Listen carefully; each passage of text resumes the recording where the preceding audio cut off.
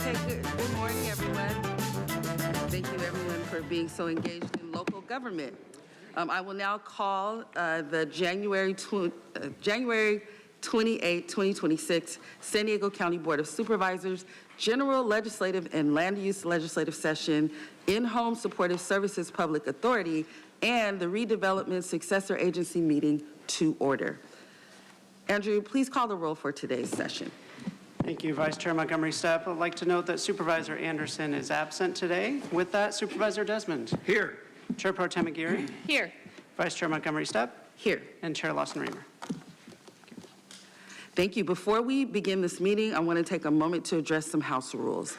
Public engagement is the cornerstone of transparent and accountable government, and these Board of Supervisors meetings are one of the primary venues where all San Diegans can make their voices heard.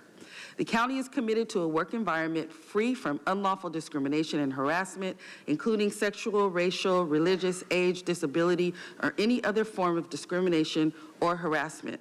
Under the board's rules, speakers are not allowed to use loud, shouting, threatening, impertinent, slanderous, profane, or abusive language to any member of the board, staff, or the general public. Additionally, all remarks and questions must remain on topic during the duration of your speaking time and must be addressed to the board and not to county staff. Any speaker who engages in comments that break these rules will be issued a warning. After one warning, you will be asked to leave the chambers for the rest of the meeting. Finally, speakers threatening violence may be reported to law enforcement and removed from the meeting. This is a space for community engagement, deliberation, and progress, not for harassment, violence, and hate. We will now proceed with non-agenda public communication. This is an opportunity for the public to address the board on subject matters within the board's jurisdiction, but not an item on the meeting agenda. The only action that the board may take is a referral to the Chief Administrative Officer. Under the board's rules, speakers can only speak once per meeting for non-agenda public communication, either at yesterday's session or today's session, but not both sessions. To better facilitate the meeting for non-agenda public comment, we will have 5 speakers in person, 5 speakers by phone. The rest of non-agenda public communication will be heard at the close of today's session. Additionally, in accordance with board rules, in order to ensure timely completion of today's agenda, for any discussion item with 10 or more speakers, individuals will have 1 minute to share their opinion at the chair's discretion. A reminder that according to Rule 4A, members of the public that are non-English speaking and need interpretation assistance will get twice the allotted time for their comments. And a final reminder, according to the board's rules of procedures, audience members shall not whistle, clap, stomp feet, or do anything that disrupts the proceedings. If you disrupt the meeting, you will be given 1 warning. After that 1 warning, if you disrupt the meeting again, you will be directed to leave the chamber for the remainder of the meeting. Andrew, please call the speakers. Thank you, Vice Chair Montgomery Stepp. We have 17 requests to speak on matters not listed on the agenda, 7 in person and 10 requesting to speak by phone. For those that requested to speak by phone, please dial into the conference line using the instructions that were provided to you. We'll begin with the in-person speakers and will now randomly select the first 5 speakers in person. All the remaining speakers will be heard at the conclusion of today's session. As your name is called, please come forward and stand on the arrows until it is your turn to speak at the podium. You will have 2 minutes to address the board, and I'll ask you to begin by stating your name for the audio record. I'd like to invite forward the first 3 individuals, Gabriella Tyson, Alicia Morrison, and Cesar Javier. If I've called your name, please come forward. And they'll be followed by Kathleen Lippett and Robert Gurman.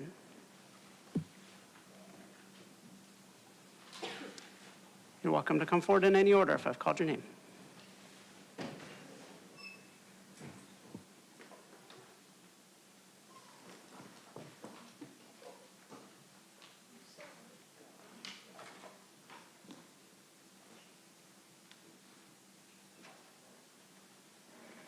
Good morning. Morning. We came from our church, and their advice is pray, Mr. Javier and Mrs. Javier, because Satan is working tragically, strongly. We came here to share our prayers. I will not look at this stuff because I might be convicted of violating the rules of Supervisor Steve. We are here to pray with you. We are here to pray and ask Saint Diego to help us free from Satan's work. We will not shout, but we will consistently ask divine intervention because something is wrong. Our city, the show window of this region, our loved homeland, where we were inspired because of all these developments before our eyes as immigrants. We felt in love, and when we took oath, I remember in my heart and in my mind, I am duty-bound to protect and defend this Constitution, to defend you, to defend our people against injustice and physical harm, which is now occurring in our community.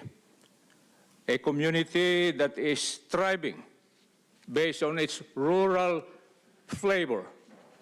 But my government, 11 elected officials, including Councilor Steve Den, neglected it. Thank you, God. Help us. Thank you. Next speaker, please.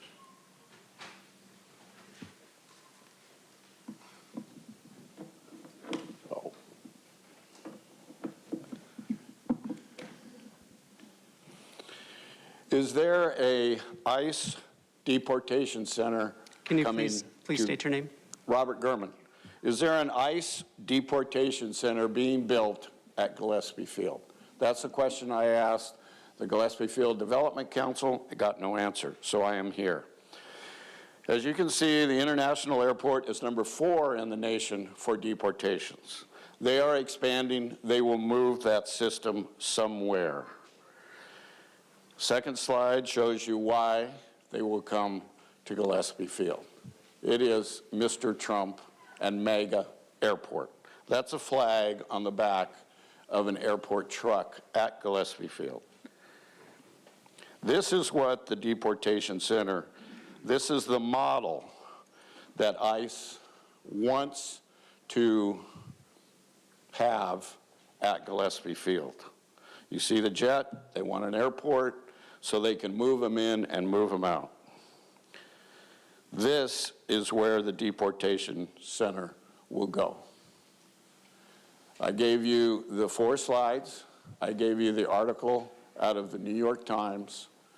ICE wants to build deportation center with airports at Texas and California. Gillespie is underused and has vacant land.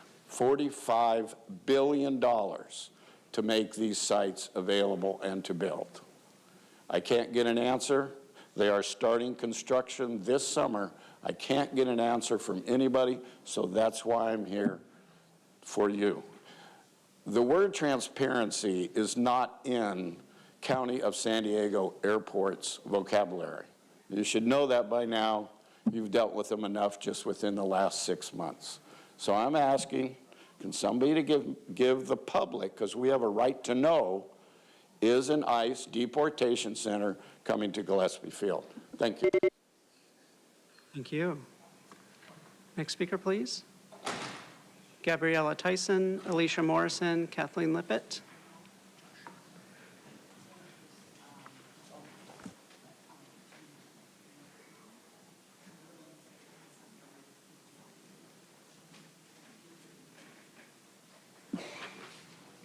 Kathleen, you can come to the podium. Thank you.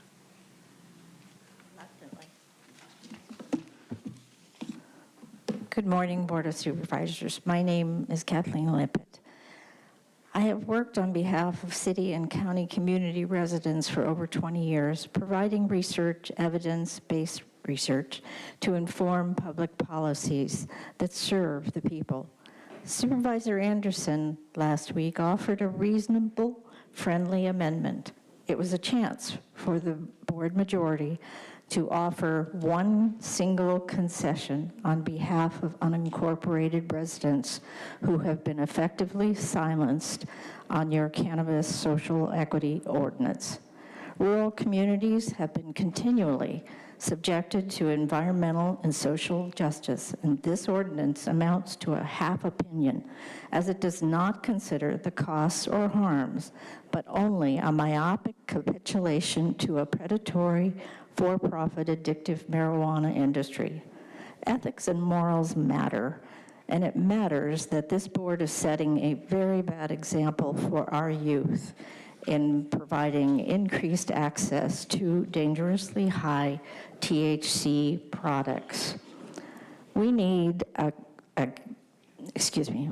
groundwater ordinance. We don't have one. We need to tailor regulations so that small growers who live in communities have advantage over wealthy, out-of-area companies and cartels. But we don't have that. Sorry. If you want to know the true character of people, you look at how they treat those they believe don't matter. And that has become clear that this board majority knows who they believe don't matter, and that's unincorporated residents. Martin Luther King fought for equality under the law, not special treatment of some over others. Thank you for letting me speak. Thank you. Next speaker, please.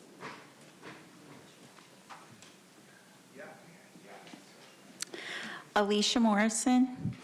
I just want to say that it's challenging when you share a computer with someone in the same household and you're trying to register to speak, and they go to click on it and it says you're already registered to speak.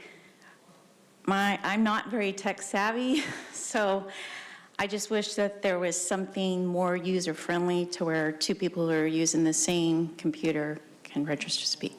Thank you. Thank you. Final call for Gabriella Tyson.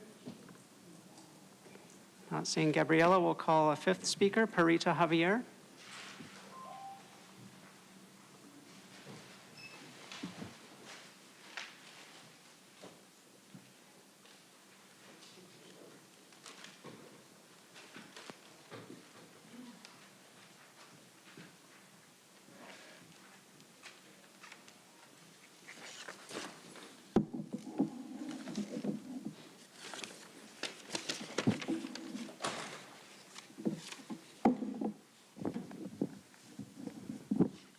Start now and focus on to Supervisor Steve, please.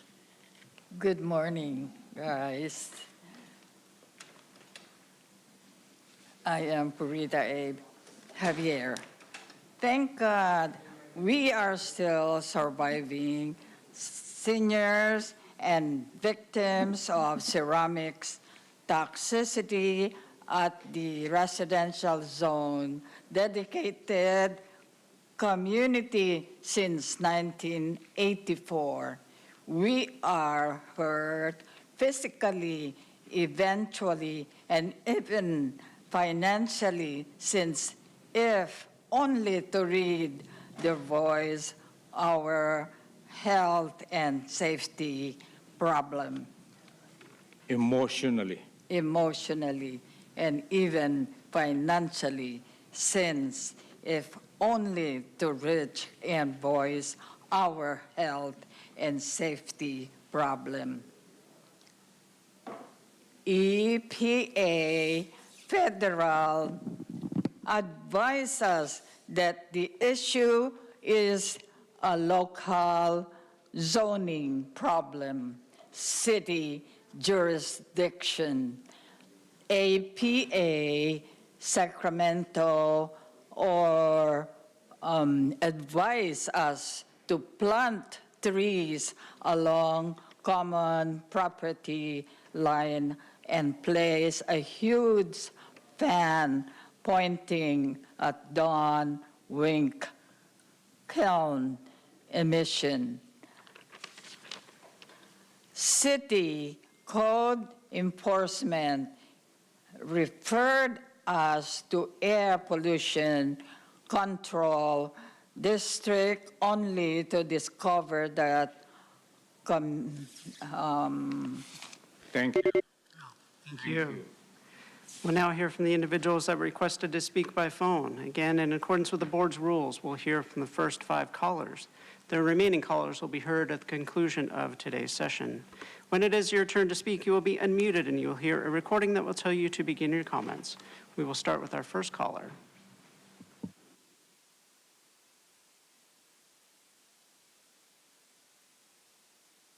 Barbara Gordon. The recent decision by the Board of Supervisors to expand their marijuana footprint in the county raises numerous concerns that aren't being addressed by this board. While proponents tout the economic benefits, the potential risk to the community safety and public health cannot be overlooked. Medicalizing and commercializing of high-potency THC has produced an increased rise in addiction, poisoning, emergency room visits, traffic fatalities, and serious psychiatric harm, especially among youth. Almost 30% of people using marijuana met the criteria for cannabis use disorder, better known as addiction. I want to call out Supervisor Stepp, Aguirre, Lawson-Remer for continuing to dismiss the many concerns expressed by their constituents about intoxicated driving, odor, exposure to minor, and overall environmental harms. I want to recognize and thank Supervisor Desmond for pointing out that every planning group opposes this decision and underscores the lack of local support for these changes. The board needs to prioritize community voices, robust safety, and the environmental impact over impulsive economic aspirations. I urge you to listen to the community and planning group members who are not asking, nor do they want more marijuana businesses. It's crucial to ensure that public safety is not compromised in the name of profiteers. Thank you for letting me speak. Thank you. We'll hear from the next caller.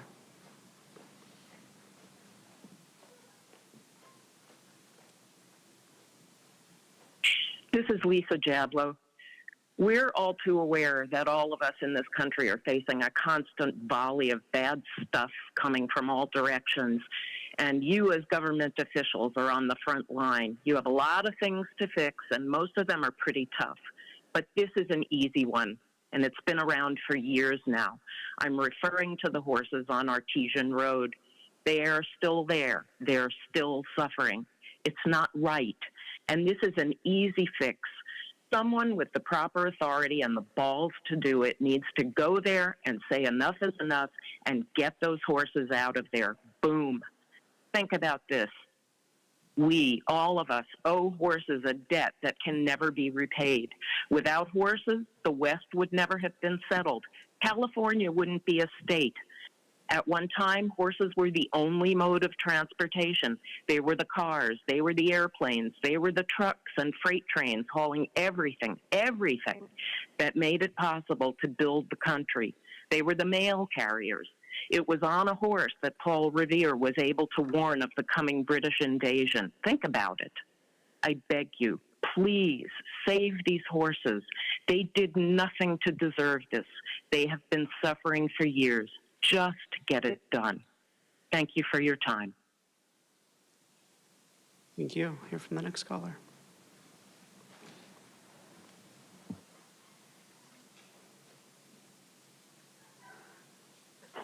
Annie Abram, Artesian Horses. Yes, please go ahead. Hi. Yes, I'm here. Just like the person before me very eloquently said, these horses are the issue in addition to everything else that is going wrong. We have elected officials for a reason, and this reason is for us to trust that they would be our liaison, our spokesperson, our, per se, our hero in situations where we need to. Without these horses, we would not have history. We would not have achieved anything at all. These horses in the artesian road had been suffering, suffocating to death in horror. We've been pleading, we've been begging, pleading, asking for years. How many more times, how many more years do we need to do this in order to be heard? We've approached Tara Lawson Reamer again and again. And again, we just get as if we're talking to a wall. Nothing is happening. All the things we get is, oh, we send somebody to see everything is perfectly fine. You know what? A fine report is easy to get. Andrew Strong, both of you, both Tara Lawson Reamer and Andrew Strong, if you are not willing to do your job, which is a proven thing, this is a part of your job. If it's given to us, we'd be happy to do it. Please, please, please resign so that someone could take these horses out of the horror that they are being emaciated and dying, suffering. We are in a time where any suffering is equal to every suffering. Remember what Martin Luther King said. Thank you. We'll hear from the next caller.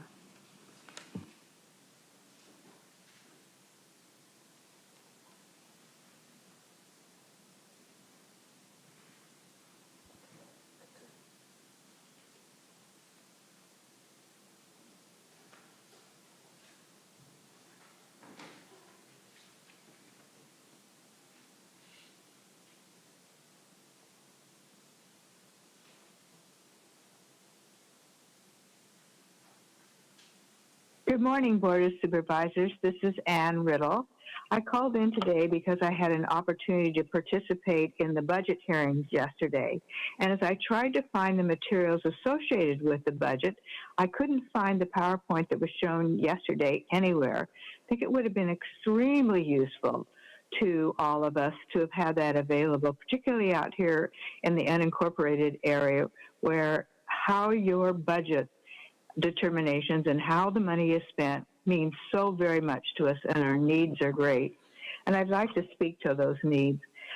2 weeks ago at the Board of Supervisors meeting, the community voices of the unincorporated county planning groups, 20 plus of them, called out that they did not want an increase in the marijuana businesses they already had in their backcountry, and they were ignored. There are 5 there now with rampant delivery and advertising, which is quite a lot for the amount of people that live in the unincorporated area. To add more and to add cultivation would be a horror out here.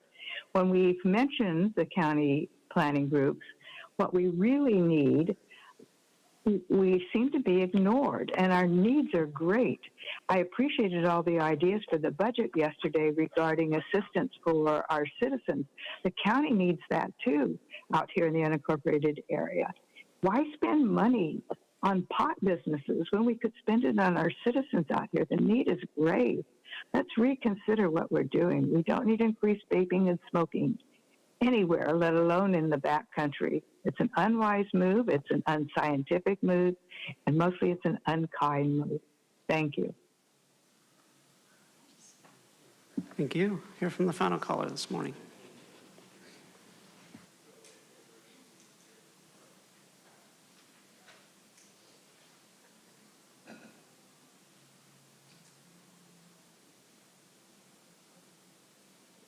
I'm Valerie Traina of District 4.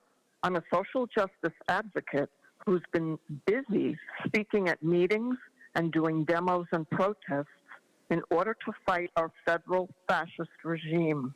So I know how slammed county supervisors feel dealing with coercive federal budget cuts used against people of color and immigrants, along with attacks on free speech and freedom to learn. My heart hurts for people under fire, but my compassion doesn't end there. I deeply feel the pain of the horses on Deborah Barkley's ranch who are denied adequate shelter, food, and medical treatment. There are many problems this county may not be able to solve, but the emaciated artesian horses issue is an easy win for you. Fire the incompetence at the Department of Animal Services and install leaders who will act on cruelty complaints and remove abused animals to sanctuary. Thank you. Thank you. And Chair Lawson-Remer, that concludes the request for non-agenda public communication this morning. Again, all the remaining speakers will be heard at the conclusion of today's session. Thank you so much. The next item on our agenda is the approval of the minutes and statements of proceedings for January 13, 2026 and 14, 2026, and the In-Home Supportive Services Public Authority meeting of December 9, 2025. Is there a motion to approve the minutes? We have a motion and a second. Please vote.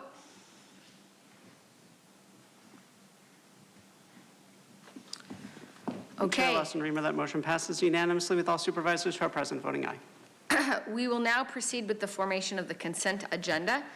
This is currently listed as items 1 through 14, redevelopment successor agency item 1, and in-home supportive services item 1. All items on the consent agenda are routine and will be acted upon with one motion. Individuals may comment on the consent agenda after the supervisors pull any items they would like for discussion. Now is an opportunity for my colleagues to pull any items they would like for discussion, or if they have any comments on any items on the consent agenda, or if there's any items that they would like to add to the consent agenda for any procedural reasons. We will begin with Vice Chair Montgomery Stepp. Thank you so much, Chair. No need to pull.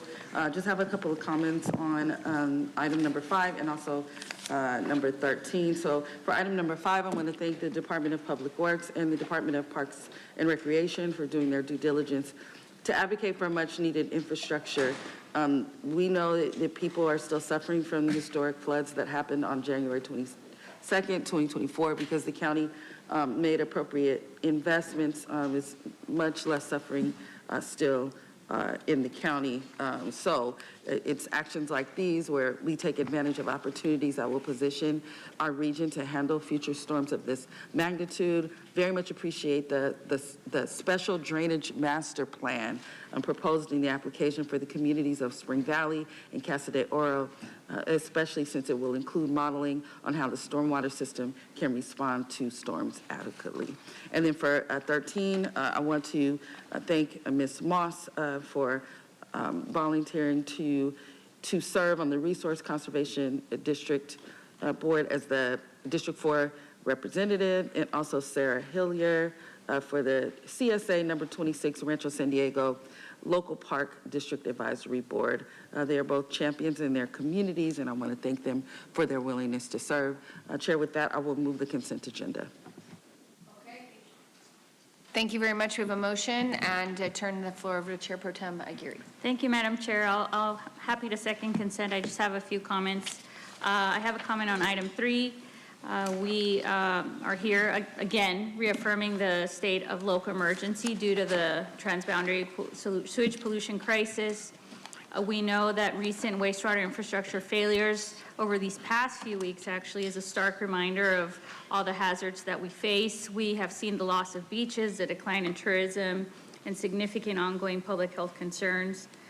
While major infrastructure projects are underway at the federal level, our communities can't wait.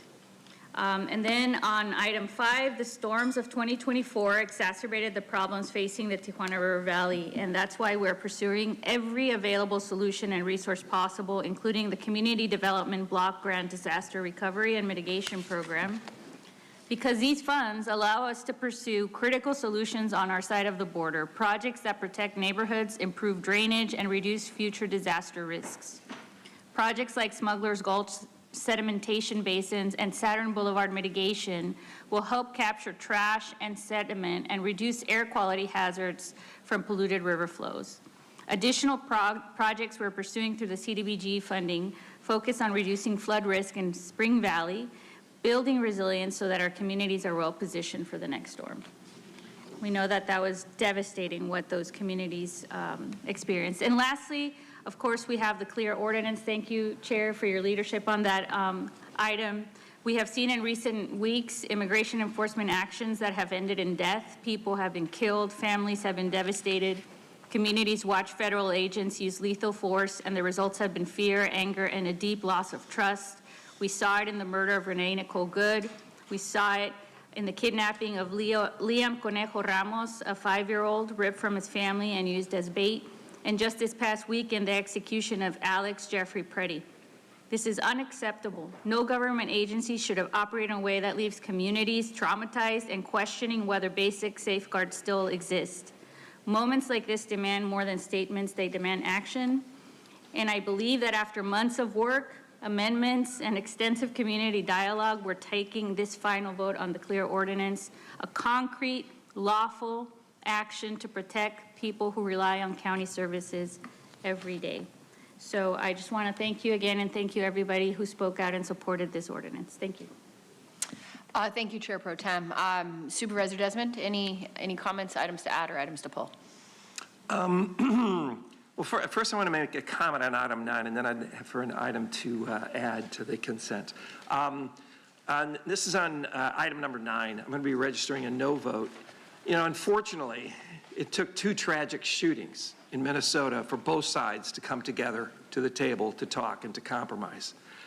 And instead of having federal law enforcement agencies and local law enforcement agencies working against each other, there's now coordination. And the past 2 days have been much better and much safer in Minnesota. In the past couple of days, we've seen more communication and cooperation between local leaders like the Minneapolis Mayor, Jacob Fry, the Minnesota Governor, Tim Walz, and federal officials, including the White House's border czar, Tom Homan. That shift toward talking, planning, and working together is the right approach and is already helping to ease tensions on the ground. These tragic moments should serve as a reminder. They should have never happened, but they serve as a reminder that public safety is best protected when all levels of government communicate clearly and coordinate effectively before crises happen, not after.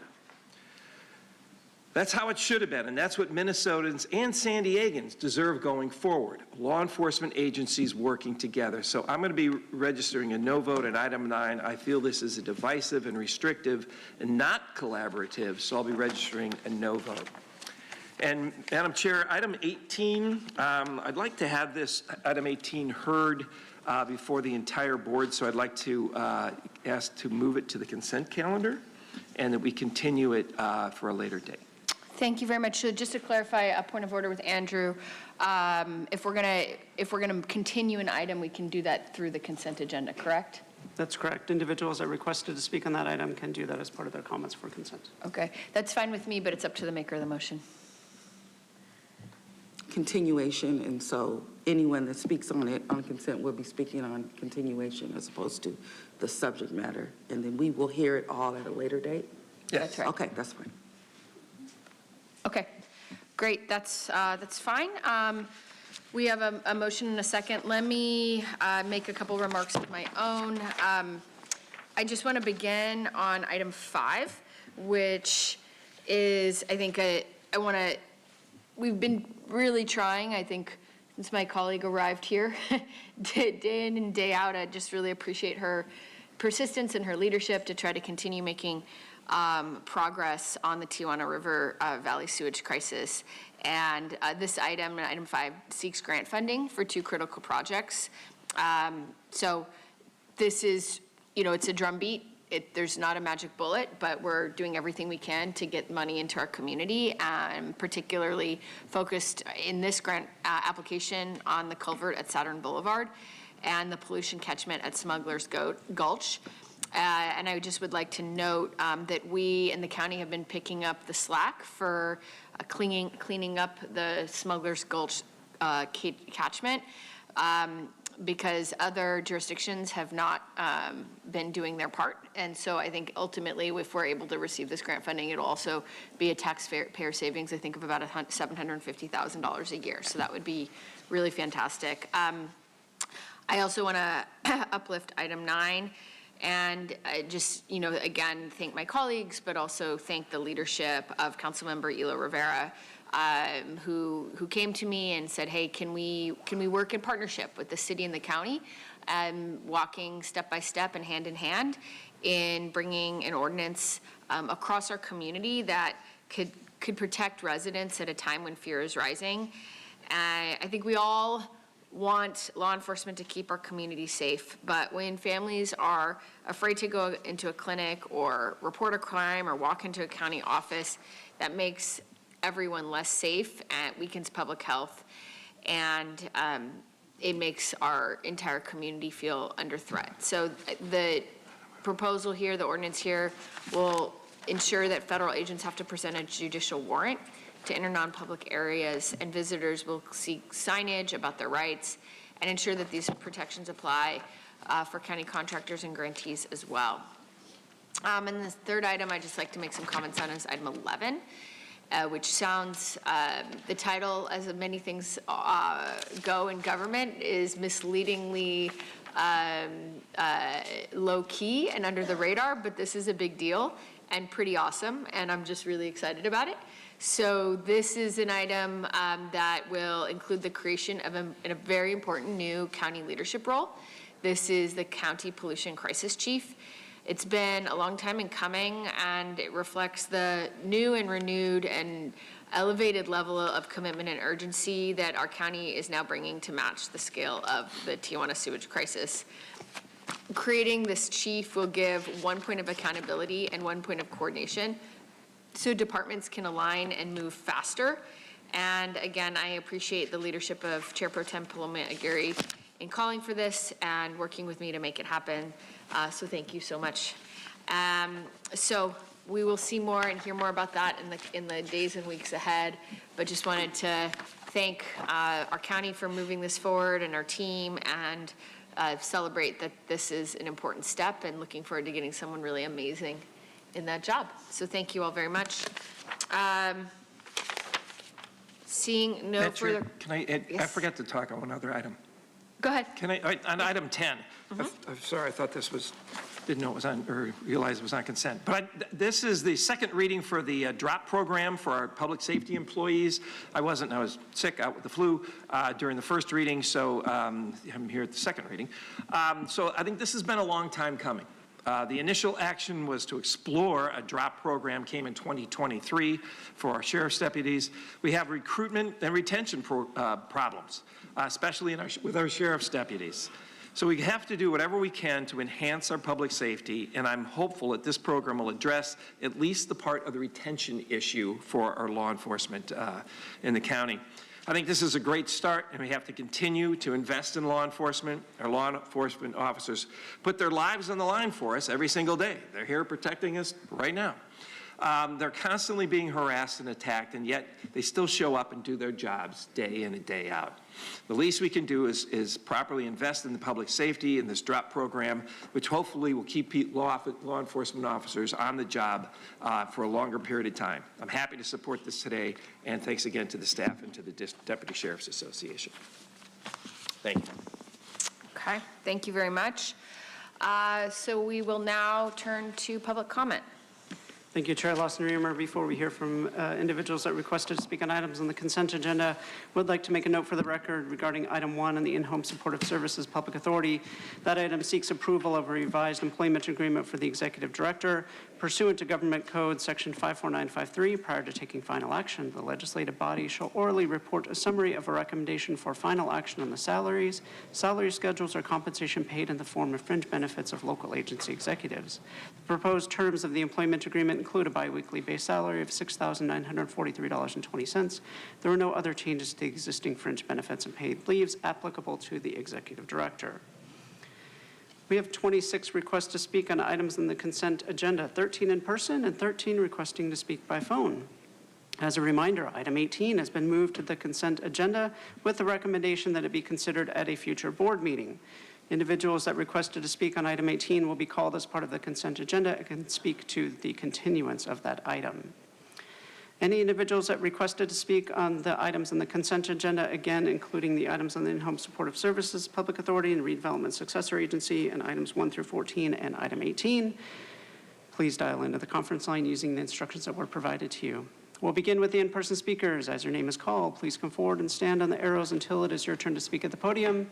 You will have 2 minutes to address the board, and I'll ask you to begin by stating your name for the audio record.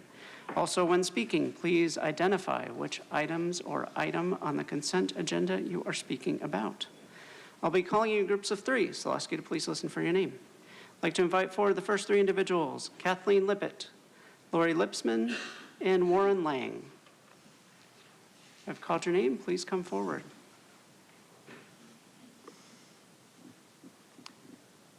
We'll work through 3 additional speakers, Robert Scott, Karina Pugh, and Cesar Javier.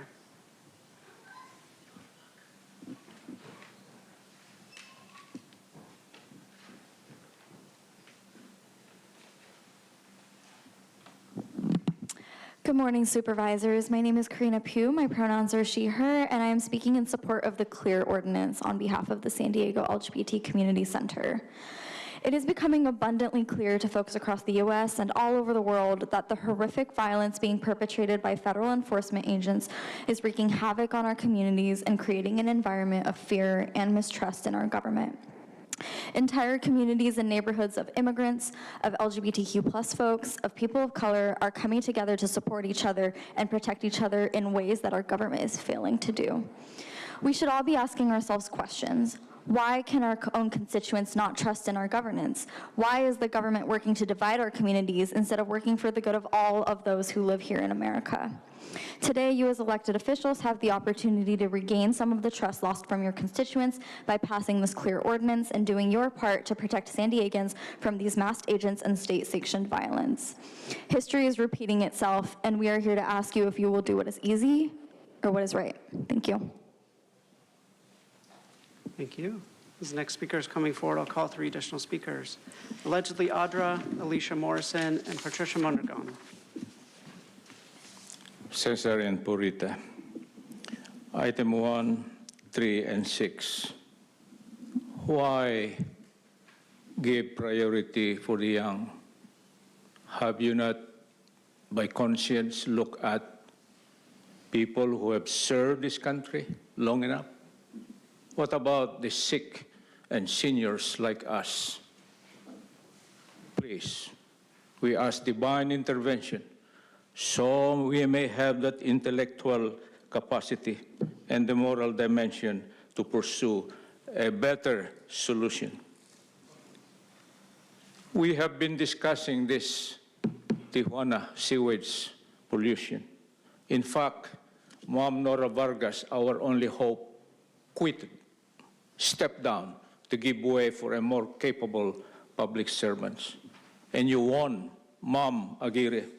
And you were smiling at the Air Pollution Control District Governing Board with Mayor Gloria winking at you. Welcome to the club that is meant to collect permits fee and campaigning. Governing Board takes charge of the rule. I think Ma'am Rimmer knows this. We were there. And the businesses that were helped, like manufacturing industrial activities emitting poison gas, were exempted. And they were happy. Thank you, APCD, for the jobs. Good for those who have located it carefully, safely. Number 6, why prioritize on birds? Why don't you prioritize on Purita and Cesar and the victims of toxicity, victims of criminality, victims of abuse? Thank you. Next speaker. God. If I've called your name, please come forward.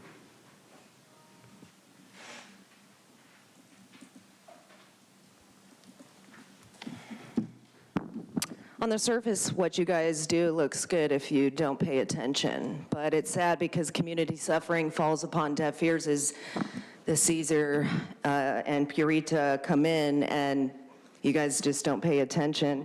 It's very sad. And, you know, with the district attorney and the services for K through 12 youth, it's a little bit terrifying when the district attorney is engaged in child trafficking, especially with the child abduction unit and through family court. It's very disturbing, the things that take place, especially when you guys want to continue to do this local emergency over and over and over. It's like, how many decades is it going to take for you actually to do something meaningful for these people instead of just exploiting their suffering?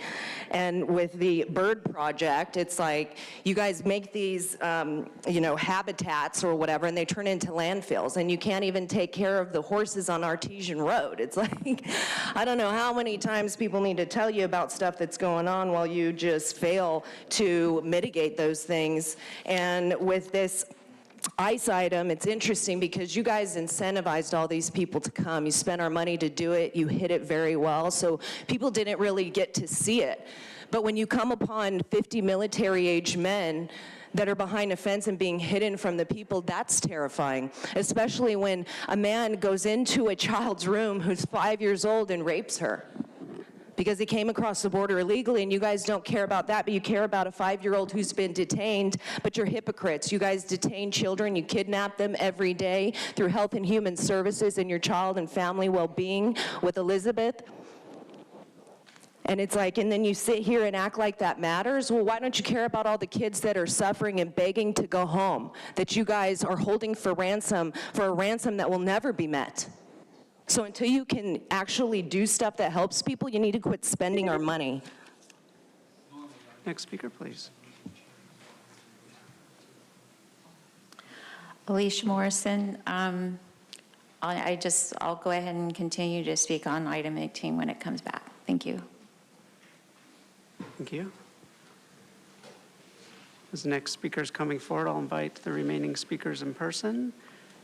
Doyle Morrison, Robert Gurman, Patricia Serrano, and Dorian Golu. If I've called your name, please come forward and line up in the arrows. Thank you.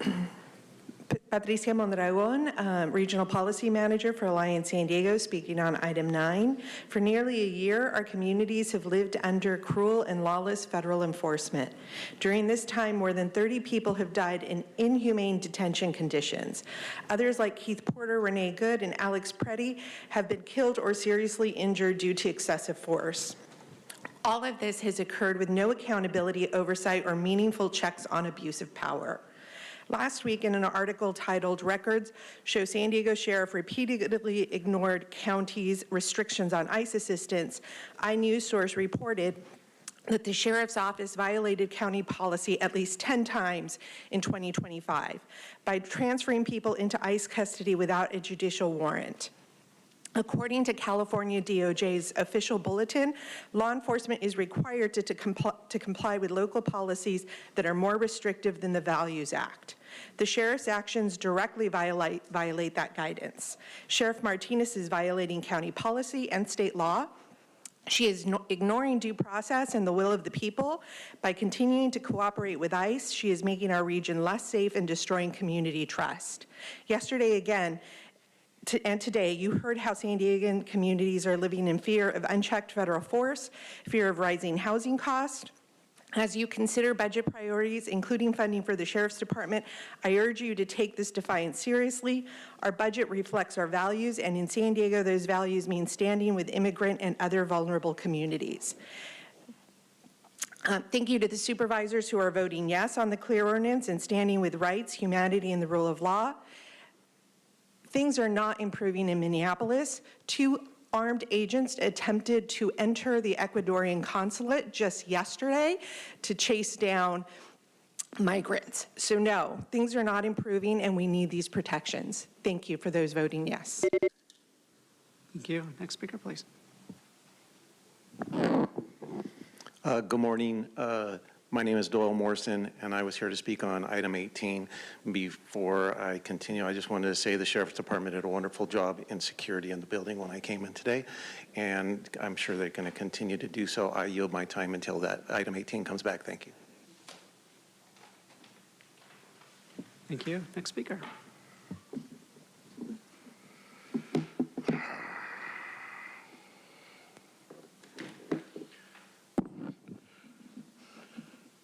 Robert Gurman, item 17. This no vote should be a sign of protest against ICE. The renovation of Crosswind 35 is because Gillespie is shortening the runway. The FAA does not want to fund crosswind runways, especially when the airport has 2 other runways.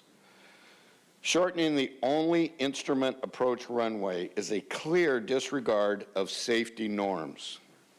This was critical in this jet crash. He tried to approach 35 in bad weather. A lot of the pilots don't want to use 35 because it's already short. It is very hard on equipment, and if you miss the approach, you're into Joel Anderson's office and Bradley Street. There's something going on at Gillespie, and there is no, like I said before, there is no transparency in their vocabulary. Shortening a runway is not the answer here. The critical aircraft, and I'm sure Supervisor Desmond knows what critical aircraft is. That's the aircraft that is normally used and the biggest at an airport. Demands a moderate to long runway. And remember, 35 is the only instrument approach for Gillespie. The other 2 runways are too close to Rattlesnake Mountain. And Supervisor Desmond is shaking his head. I'd be more than happy to discuss this with you or get your input. Please read the handouts. Please vote no on federal grant money for Gillespie as a show of support for the people of Minneapolis. No ICE at Gillespie, no status quo with the feds. We have to send a message. Thank you. Thank you. Next speaker, please.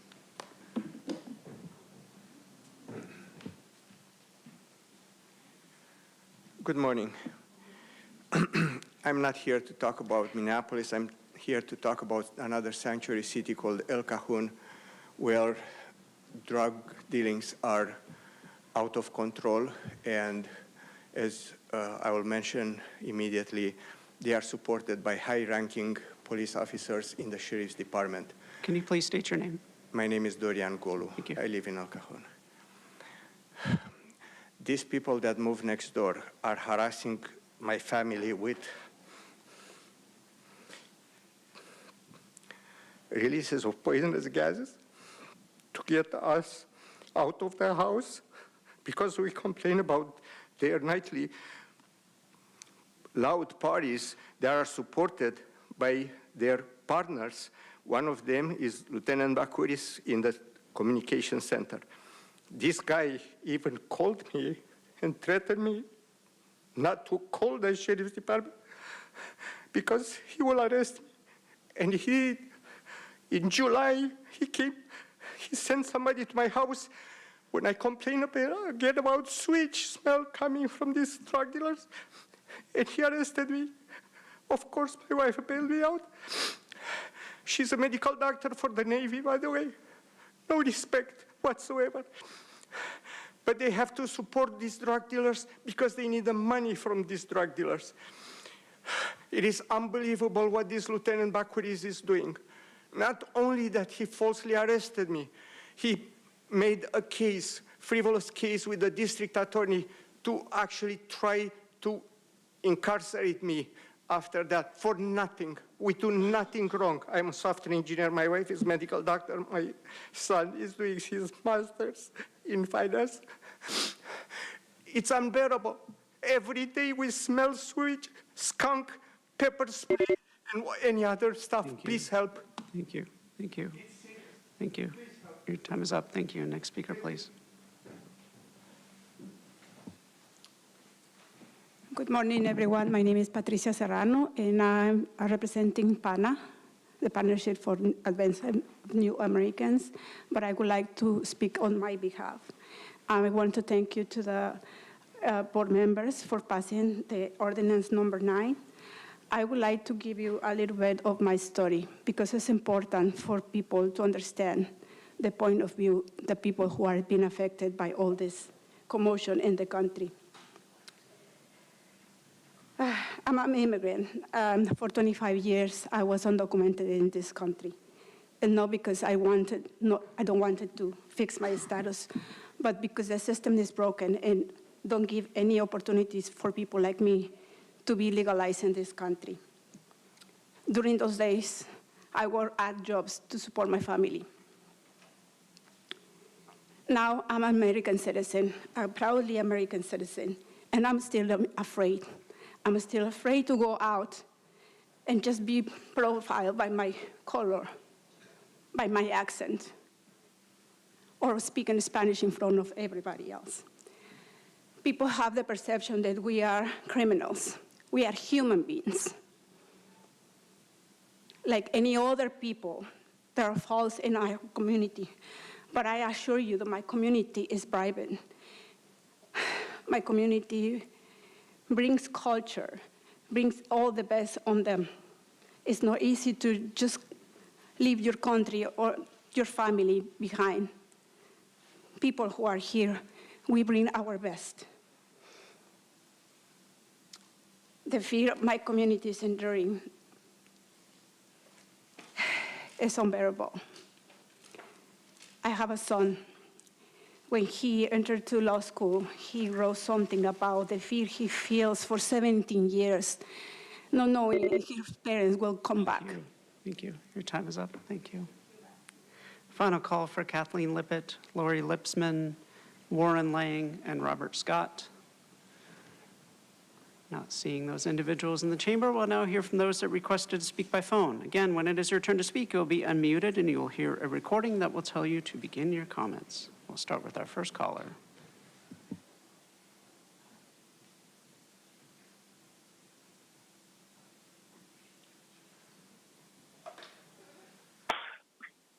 My name is Eddie Meyer. I am an immigrants' rights senior policy advocate at the ACLU of San Diego and Imperial County. I'm here to restate our strong support for the civil liberties enforcement and accountability rules for trade ordinance.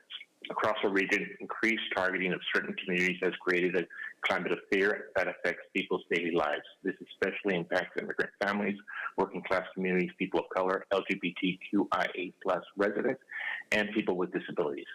When people are afraid to move through their communities, trust erodes and everyone is impacted. Among its protections, CLEAR limits access by federal law enforcement to county facilities, requires county contractors and vendors to safeguard protected personal information, and limits the county's participation in immigrant-related joint task forces. This ordinance will help people feel safe accessing public services and participating in civic life. Protecting civil liberties strengthens trust, communities, and public safety. We again urge the Board of Supervisors to vote in favor of this ordinance. Thank you. Thank you. We'll now hear from the next caller.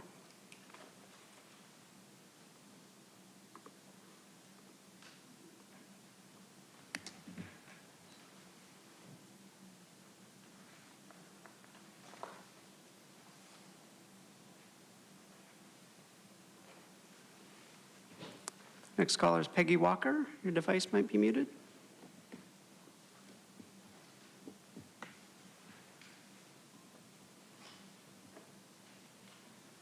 And we'll come back to you, Peggy.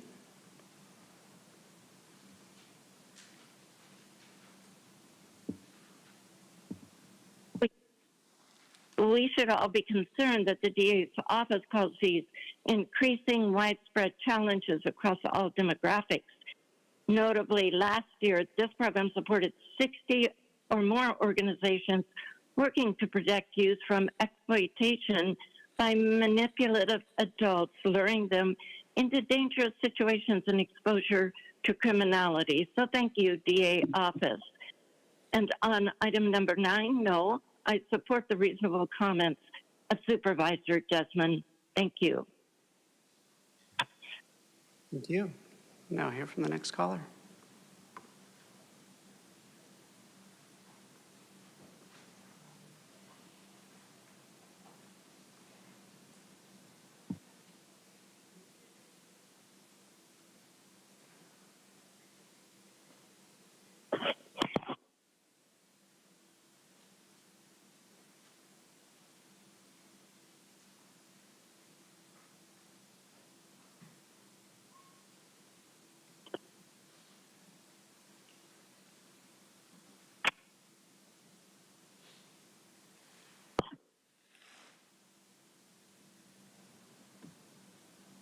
Sasha. I'm a resident of San Diego County who believes in protecting the civil liberties of all people and standing up for my community. I'm urging you to vote yes on the CLEAR ordinance. I'm deeply troubled by the intimidation and trauma this federal government is imposing through ICE. I strongly support the Civil Liberties Enforcement and Accountability Rules ordinance because it increases local protections from San Diego families and sends a clear message to all San Diegans. You deserve to feel safe in your county, and your county is fighting to protect you. I think it is deeply shameful that the federal government has been working and kidnapping people in San Diego County for a year, and it is only now that it is up for discussion by County Board of Supervisors. Just this week, somebody was taken in Escondido, District 5. It's deeply shameful, and I urge you to vote yes on the CLEAR ordinance.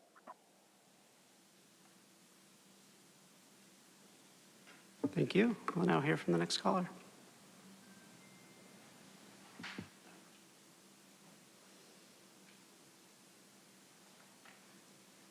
Good morning, Board of Supervisors. This is Ann Riddle.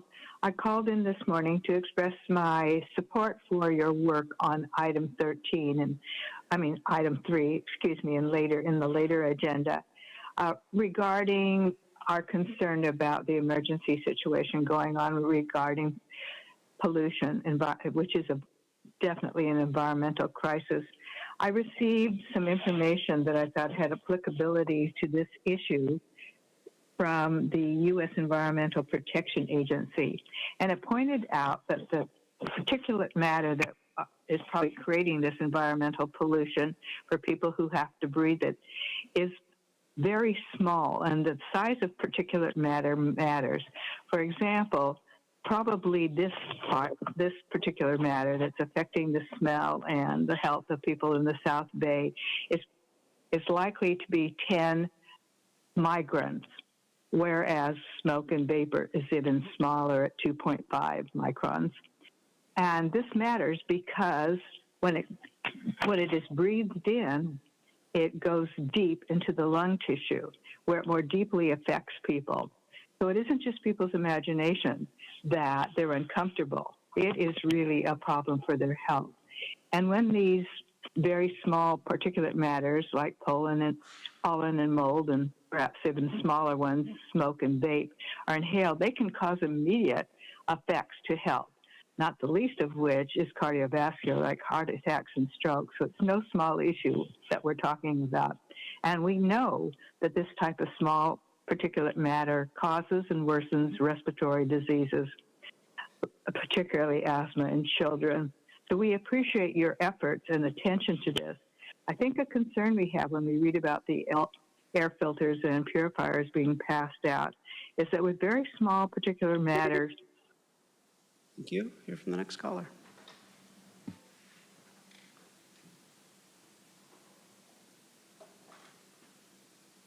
Okay, Consuelo here, and just a reminder that this is San Diego, not Minneapolis, not Washington, D.C., and not whatever's trending on your phone this week to be paying attention to. Start paying attention to what happens here, and it's what we're witnessing right now is manufactured selective outrage, and I'll say that over and over. That's like the word of the week, I swear to God. People only show up when they're told to, when it's trending, and that's total programming, and you guys think you're doing something, but it's just like you show up when things are, on the news, social media. And so the real problem isn't the disagreement, it's the herd mentality. And people are being led, emotionally hijacked, and manipulated into reacting on command while completely ignoring the places where they could actually make a difference, like here locally. And so if a fraction of the people who are protesting on federal issues would actually pay attention to what happens at the county and Sandag, and with their own planning commissions here, we could have an absolutely different county. But that's not the design, and the design is actually distraction, keep people angry, divided, chasing headlines, while decisions that actually affect our lives are made quietly right here without resistance. And that's how they do it. And listening to how the system is broken, yeah, it is broken. But the country that these people are, fleeing, their systems are broken too. So instead of coming here, let's, fix where you're coming from. You know what I'm saying? Like, people want to complain. Thank you. Now hear from the next caller.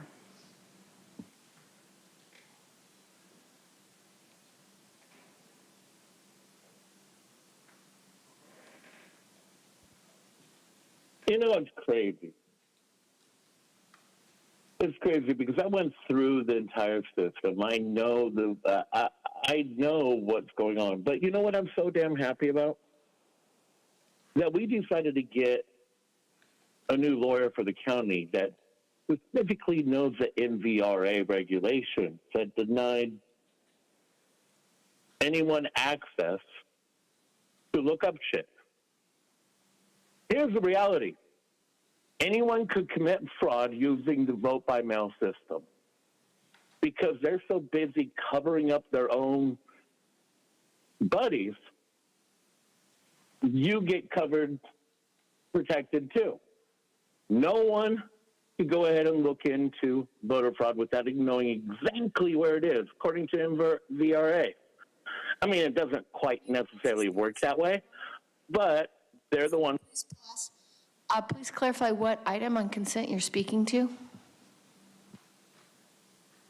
Basically, all of them because you're elected, right? And the NGOs control all the levers, obviously. You could go ahead and take a look at anything. You understand the problem. You and I talked about it. I have it on camera. So I don't understand why you're playing stupid. You understand that the NGOs, you mail out a bunch of ballots to, let's say, homeless facility. They could go ahead and swap out the ballots independently, but just give them to them. Right? Sir, you're off topic. I've now listened very carefully. Your remarks are not relevant to any particular item on consent. It needs to be relevant to the topic proposed that's in front of the board.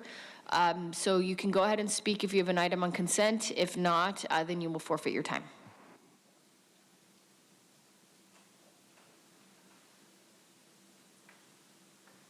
Resistance is futile. As I said, NGOs control all the levers. Okay, please. Anyone wants to cheat? Thank you.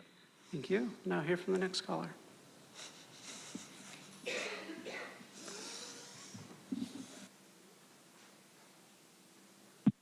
All about taxi ordinances look good, but since we're facing an invasion of Waymo driverless taxis, the Section 209G definition of driver needs to be explicit that the operator should be in person, a computer program, or remote.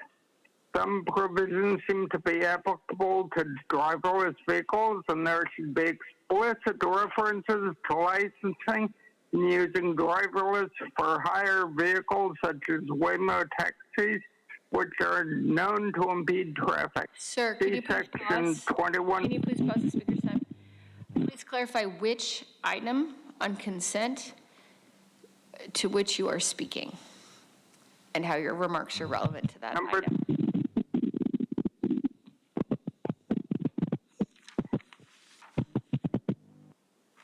I'm about to say, see Section 21.904.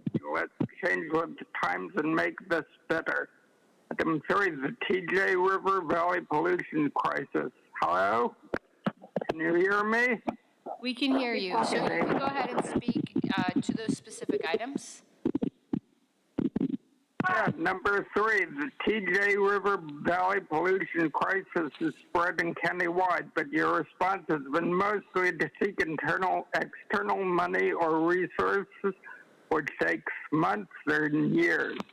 We need local action, which would be quicker. It is affecting people's daily lives. daily. People are getting sicker. You mentioned local efforts in the last paragraph. We need action now, not in the future, not when Congress or the state can find the money to act. I previously mentioned several possible solutions, the main one being to find out buildings and exactly where the pollution is coming from. Look them up. But I cannot support the continuation of what is essentially an industry. Thank you. Hear from the next caller.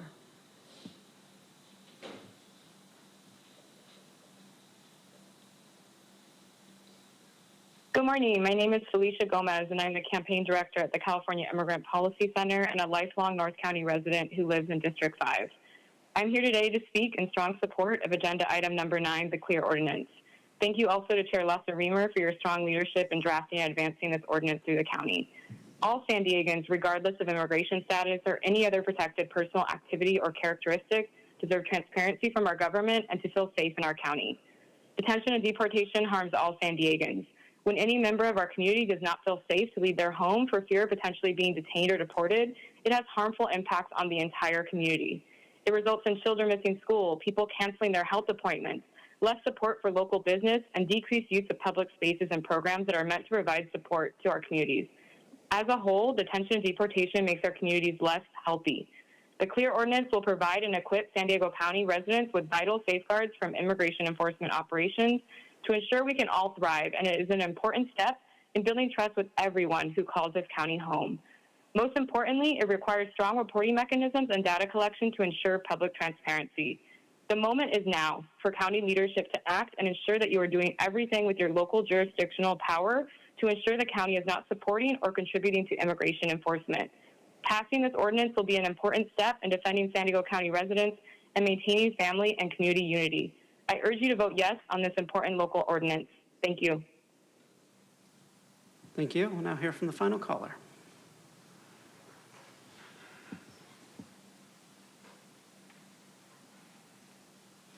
Good morning. My name is Becky Raff, and I'll be speaking to item number 4 and 9. And I want to thank the Traffic Advisory Committee and the Department of Public Works for their continued attention to safety in our backcountry communities. These areas like Fallbrook, Valley Center, and Hidden Meadows have narrow, winding roads and limited law enforcement presence. And when speed limits are increased, enforcement resources and public education must increase as well. I also want to bring to your attention a serious threat to traffic safety, and that's the marijuana-impaired driving. With the rise in high-potency THC and intoxicating hemp products, we're seeing more drivers testing positive for these substances after serious crashes. And the impacts are dangerous, especially on rural roads where response times are longer and visibility is lower. The backcountry is already seeing increases in retail pot sales traffic. And as you move forward with the traffic advisory recommendations, I urge the county to integrate impaired driving prevention, including marijuana education and enforcement, into the TAC and local roadway safety plan. Speed management and impairment prevention go hand in hand. Protecting our rural communities requires an approach that includes data, enforcement, and education to keep all roads safe. Please consider impaired driving prevention. Thank you. Thank you. And Chair Lawson-Remer, that concludes a request for public comment on the consent agenda. Okay, thank you very much. We have a request to speak from Chair Pro Tem Aguirre. Thank you, Madam Chair. I just have a question for staff related to some of the concerns that were raised around the Gillespie Airport, that the airport authority is working with ICE or CBP. Can staff clarify that? Chair Pro Tem, through the chair, the county or county airports has not been contacted by CBP or anyone affiliated with ICE facilities. There are no plans for an ICE facility at Gillespie or any other county airport. Okay. Does staff want to elaborate on that? Okay. Okay. Thank you very much. Thank you, Chair. Okay, thank you very much. We have a motion on the floor in a second. Please vote. And Chair Lawson-Rima, that motion passes unanimously with all supervisors who are present voting aye. And noting for the record, the Supervisor Desmond voted no on item 9. Thank you. Thank you very much. Okay, so we are now going to move on to our discussion items. We'll begin with discussion item 21, and then we will continue the rest of the items in numerical order. Item 21 is an item brought forward by myself and my colleague, Vice Chair Montgomery Stepp, on behalf of the Fiscal Subcommittee. I'll let everyone get situated.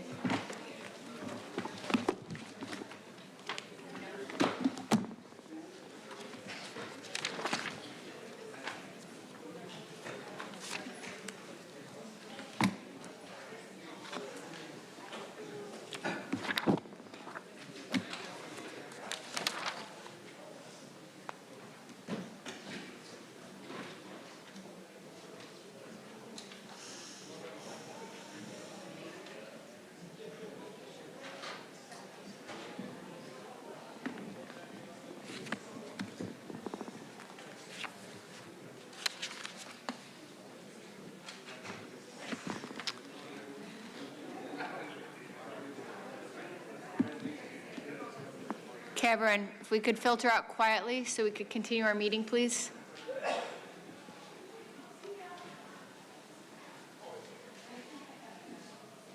Okay, thank you all. I'll say a couple words in introduction of item 21. My colleague, if she has anything to add, and then we will go to public comment. So just to situate this item, back in September, the Board of Supervisors adopted updates to our administrative code, and this was to align our county financial accounting practices with Government Finance Officers Association best practice standards. The impact of those, that realignment and those changes was to, ended up essentially identifying unlocked reserves, which were funds that were significantly in excess of the GFO best practice recommendations regarding reserves. These reserves are one-time funds.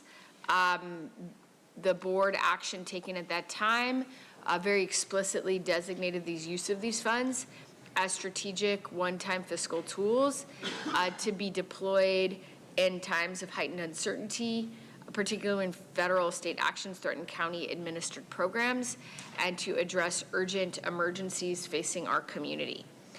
At the time that policy was adopted, we directed our CAO to work with the fiscal subcommittee to develop a proposed framework for the first year of unlocked reserves based on county strategic priorities, federal and state funding cuts, service gaps, and anticipated impacts from federal and state funding cut actions, and other near-term local emergency expenditure needs.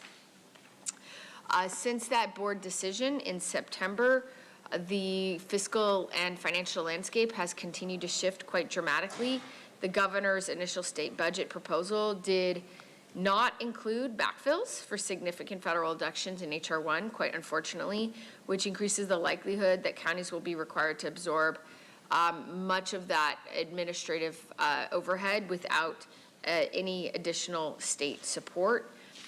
But at the same time, given fairly significant staffing challenges and limitations at the federal government, there have been no implementation timelines that have been shared with counties, and implementation of guidelines and the specificity of those guidelines remains extremely unclear and uncertain.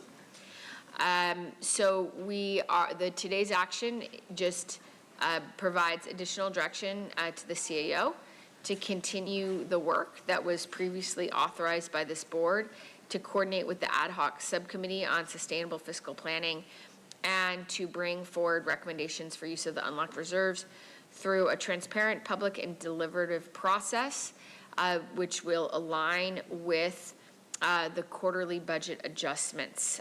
Those quarterly budget adjustments, we have 2 more of those remaining for this fiscal year. We do anticipate that there will most likely be a need for those unlocked reserves, and will be utilized in direction, in alignment with the previous board direction. And the intent of this item is to ensure that those unlocked reserve expenditures align with our county's broader fiscal planning process, and therefore will be brought forward at the same time as the quarterly budget adjustments. If any of my colleagues have questions around timing of quarterly budget adjustments, Ebony's here to answer them, but I know we have one in March and one in May. So we'll anticipate discussions regarding potential specific uses of unlocked reserves if we have greater clarity in March or May, if this action passes today. So if my colleagues, Vice Chair Montgomery Stepp, has anything to add? Just a couple things, and I want to thank you for your collaboration, and also the CAO and staff, and certainly Joan. Really, really glad to have you back in here, are part of this process.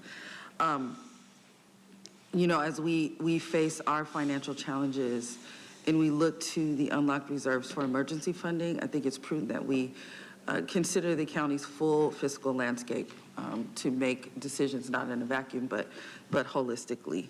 Aligning the unlocked reserves with the annual budget cycle and the quarterly budget adjustment process also ensures that the CAO's office, the subcommittee's recommendations go through the same transparent, public, and deliberative processes that are used for other major fiscal decisions. So I am hopeful that my colleagues will support this item today, knowing that we are really doing this work under major and daily changes of the federal and state government, and really just trying to make wise decisions when it comes to that pot of additional funding. So thank you so much. Okay, thank you very much. We'll now turn to public comment, and then we'll have an opportunity for a board discussion. Thank you, Chair Lawson-Remer. We have 7 requests to speak on this item, 3 in person and 4 requesting to speak by phone. Also note for the record that we received 1 e-comment in opposition. For any individuals that requested to speak on item 21 by phone, please dial into the conference line using the instructions that were provided to you. We'll begin with the in-person speakers. As your name is called, please come forward and stand on the arrows until it is your turn to speak at the podium. You'll have 2 minutes to address the board. I'll ask you to begin by stating your name for the audio record. I'd like to invite forward first our 3 speakers in person: Cesar, Javier, Ledgely, Audra, and Mark.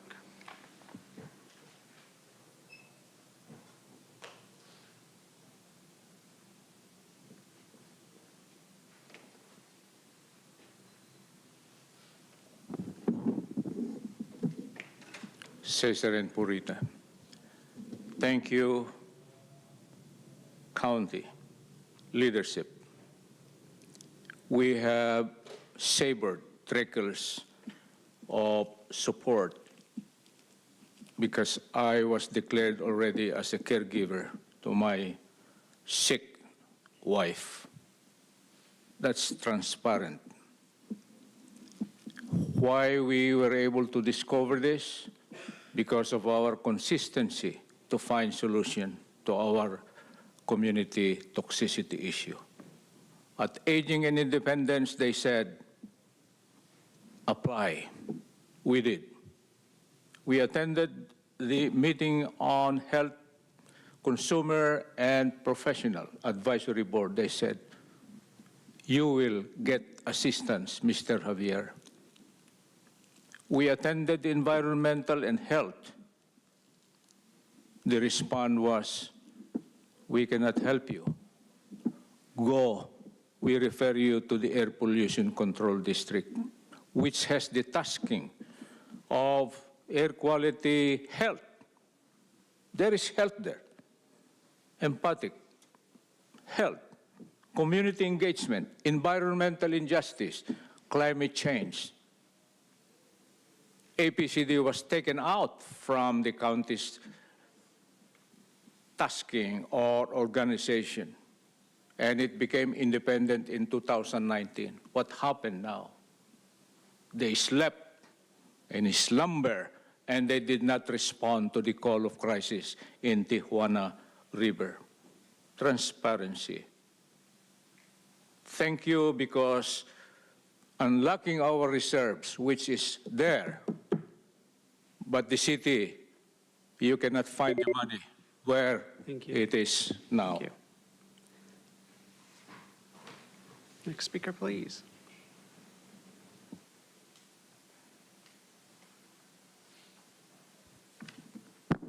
Make wise decisions for that pot of money. You guys don't make any wise decisions for the money that you spend, and we can see because the world around us is suffering immensely at the cost, at the hands of you guys.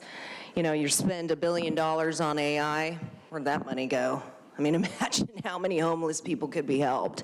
But instead, what you do is you engage with people like Dreams for Change and those type of NGOs that have had 24 people die at Tent City and multiple sexual assaults, where these people are told not to report it or they're gonna get kicked out. So it's really sad to see that those people get to make the money and the people like our homeless brothers and sisters are suffering because you don't do anything. It's like the point in time count is coming up. Are you guys gonna go do that and, you know, actually have a conversation with the homeless people? Or are you just gonna, you know, wait and check a box so you can get more money? Because if you actually talk to them, you would see the suffering and hear from them and what isn't happening that you claim is. I mean, the city sits and moves the people out of City Hall in the morning. There's still people that camp there every night on the street, and they want help. And they don't get it. There's like 80-year-old women that are like, hey, I'd like to be in a shelter. And as soon as I walk out to City Hall, I say, have you had help? No. And then I tell the people there, and they're like, oh, they don't want help. Oh, they don't. Interesting. Because I have a lot of people that contact me all the time and want help. And all you have to do is look around. So that $1 billion that went to some machine that's taking our fresh water, because it needs fresh water to, you know, cool these data centers and stuff like that. These people want to get off the streets, and you guys need to not treat them like a number. You need to go talk to them. And you need to cancel your contract with Dreams for Change. They're murdering people. Next speaker, please.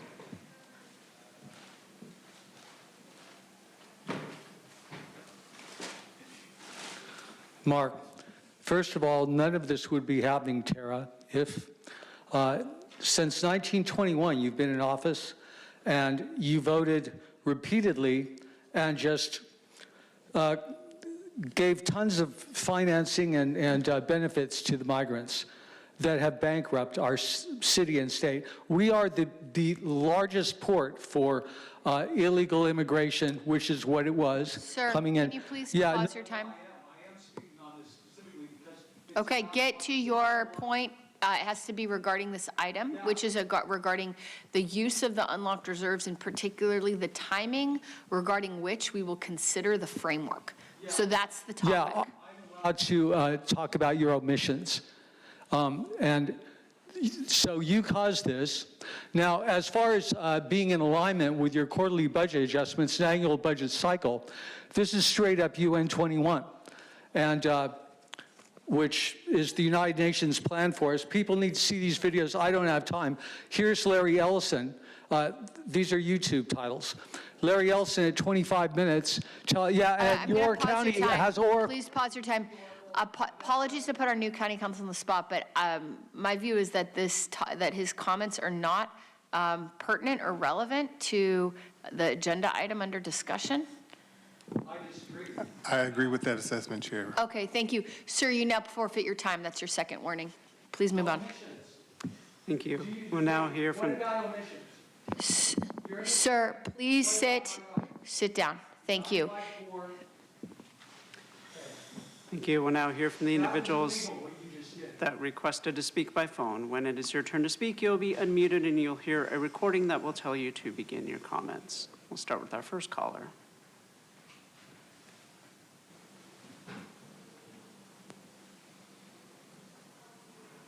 Gambler here. Unlocked reserves, right? That's what we're talking about. We want to unlock reserves because the federal government wants accountability on the money that they gave to handle the homeless problem, right? Right? I mean, that's basically it. The organizations that you're giving the money to, they don't want to provide that information. That's all true, all based in facts all over the place. So so what you guys are trying to do is bridge the gap.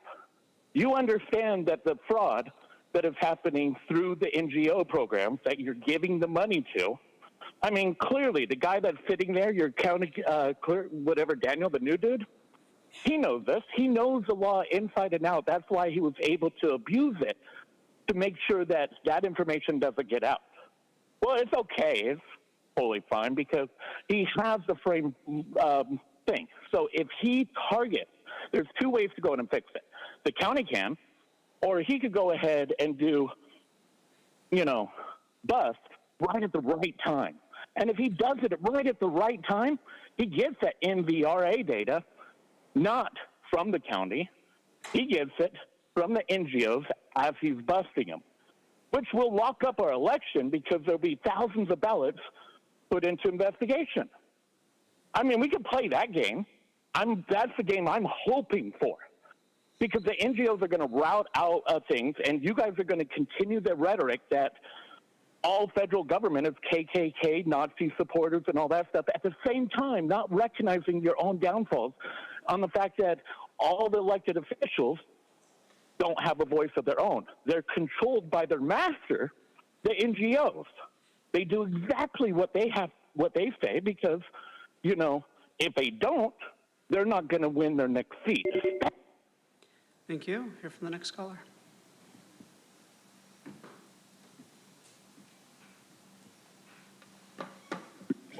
Hi, as Audra highlighted, was allowed to highlight, the whole unlocked reserves thing is a scam. What I mean is that it allows the use of reserve funds in an uncoordinated fashion without considering the impact that might have on the total financial picture. Of course, there are all sorts of conditions when this can and can't be used, but in effect, that means the money you need for police, fire, or other emergencies, or for fixing the roads, or even for adequate county operations, might not be there as it has in the past. Look at the cities who use this. The outfit that promotes this is based in Chicago. It's good that you woke up and realized that the gov way overspent, got us in a huge budget hole, and probably can't help much relieving the Fed job cuts to SNAP, housing, and other vital programs. Already use of this quote, one-time fiscal tool, end quote, as the board letter puts it, is becoming fairly routine. The item under consideration seems to be fiscally prudent to unlock the reserves quarterly at the same time as the annual and quarterly budget reviews, so that all of the budgetary and financial material will be together to avoid routinely grabbing funds without making sure there's enough left. Sort of change the picture from half-baked to virtually baked. Thanks for listening. Thank you. We'll now hear from the final caller.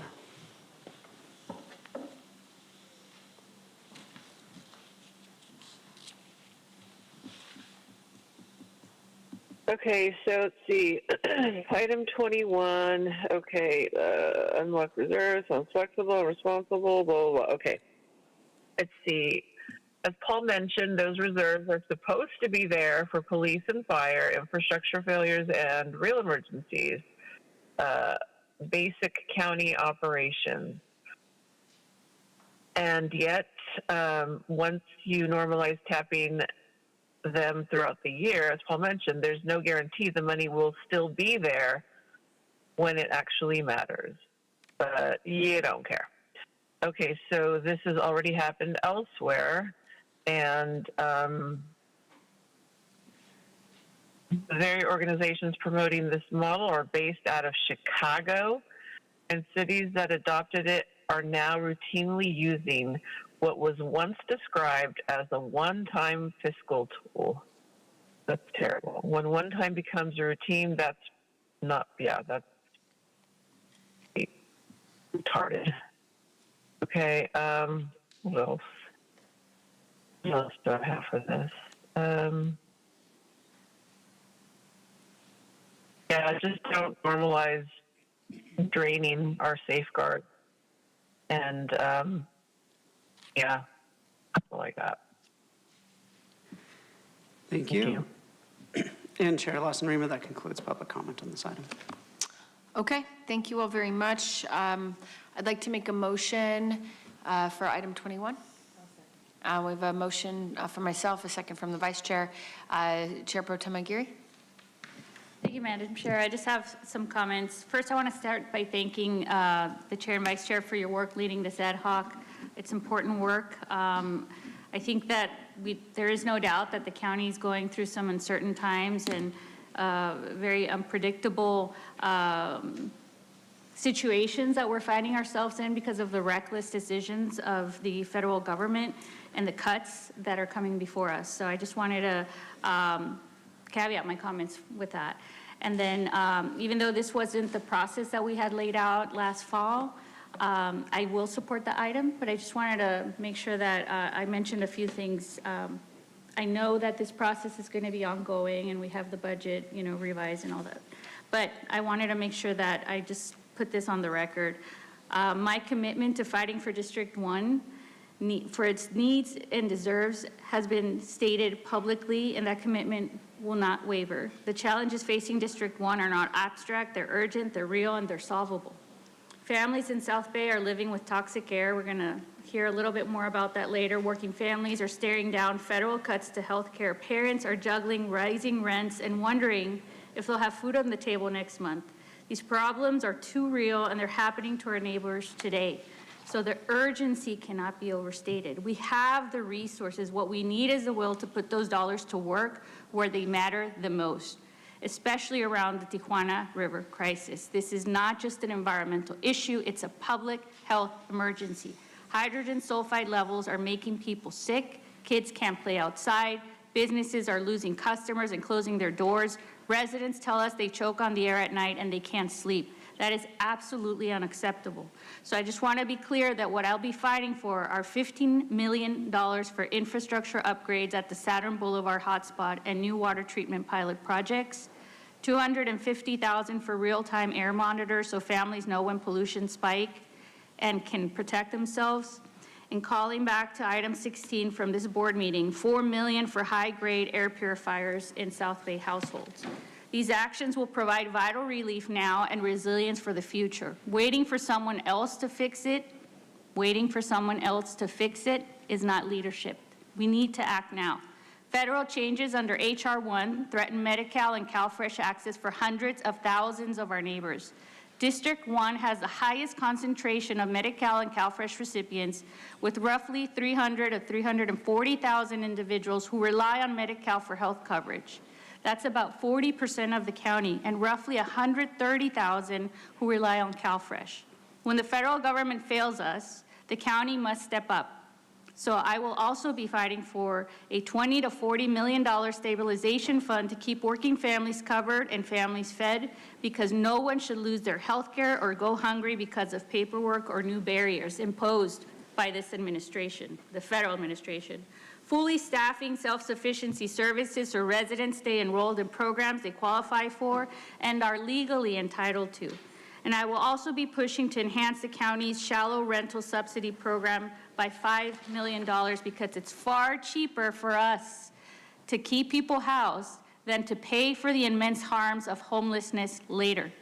This is common sense governance. Every dollar we invest now saves the county money down the line in emergency care, crisis response, and homelessness services. These investments deliver on our mandate to serve as a public health authority for this region, cleaning the air our children breathe, keeping food on tables, ensuring the roofs over people's heads, and protecting the health care families rely on. This is about maintaining the dignity of every person in this county, no matter their zip code and no matter their income. The needs of my community are undeniable and the funds are available. So I hope that this board can move swiftly, take action with no more delays, no more excuses. Our communities deserve better. Thank you. Thank you very much, Chair Pro Tem. Turn the floor to Supervisor Desmond. Thank you, Madam Chair. Appreciate it. From the start, I've been opposed to unlocking the reserves. Reserves are meant for emergency funds for natural disasters and unforeseen disasters. And I think it's ironic the board letter is entitled Ensuring Transparency and Good Fiscal Planning when it's directing our CAO to work with the ad hoc subcommittee. Ad hoc subcommittees operate on their own, behind closed doors, with no reporting requirements or public input at the meetings, with only 2 board members. Without full board input, what will be brought before for our consideration, the budget is going to be cooked by only two of our supervisors. This is the people's budget. This is the people's reserves. It should be an open process with involvement of the full board and public. The second recommendation mentions programs, funding programs, which I find troubling. Programs usually require ongoing funding. These unlocked reserves are one-time dollars. The unlocked reserves money will run out. It's one-time dollars. If we spend it on pet projects and ongoing programs, they're going to have to be continued to be funded here on out. With funding that's won't be identified. We should prioritize saving money and focusing on our community's true needs rather than trying to spend every dollar we have.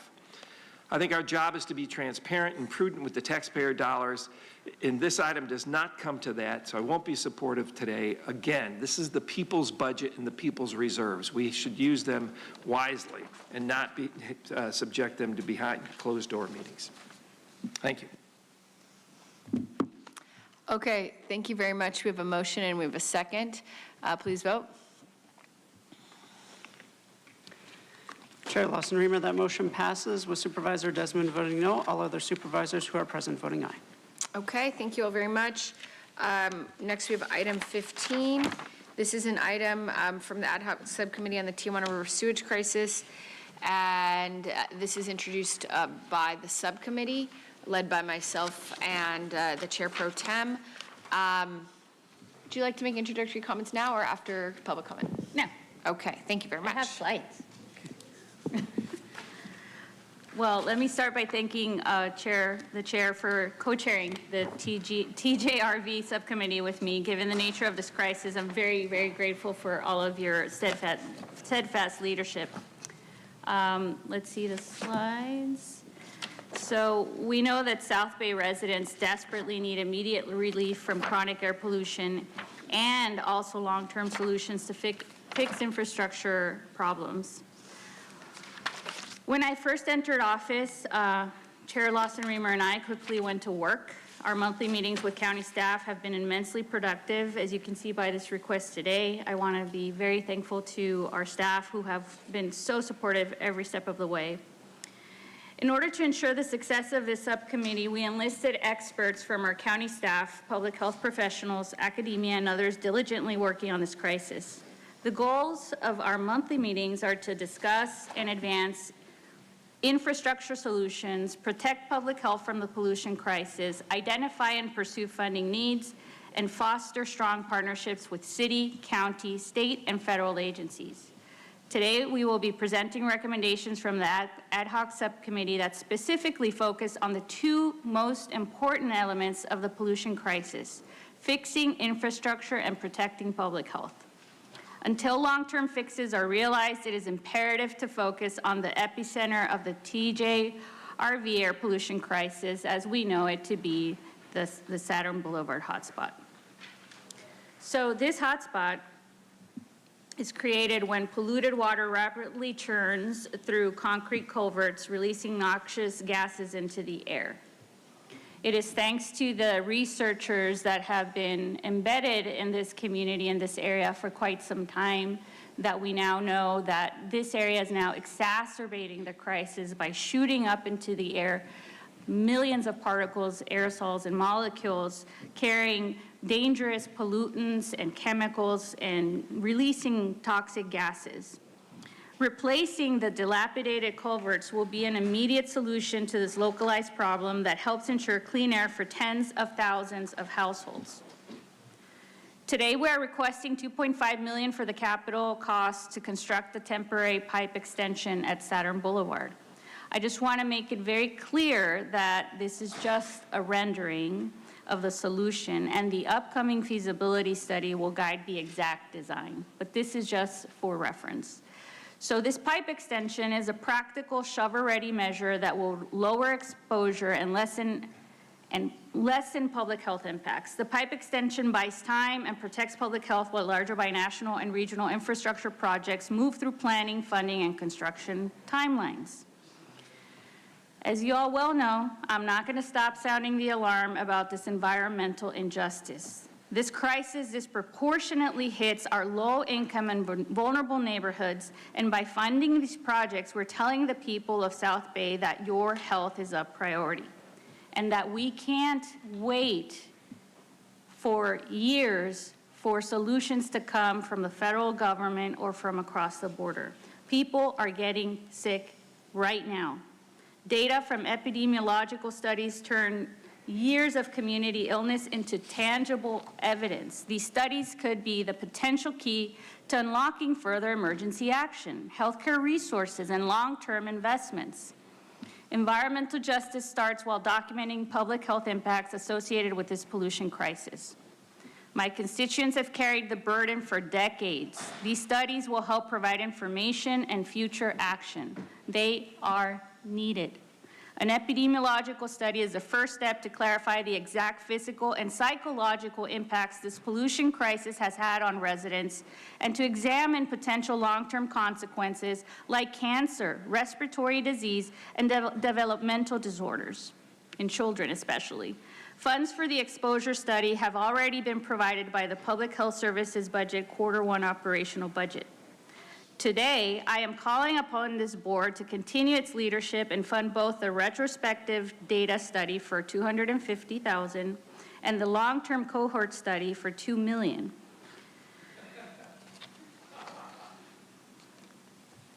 So many of you may say, so why do we need more studies? And I just want to place an example. It's akin to you being a pilot, getting into a plane, flying the plane and saying, I know the weather, I don't need the data.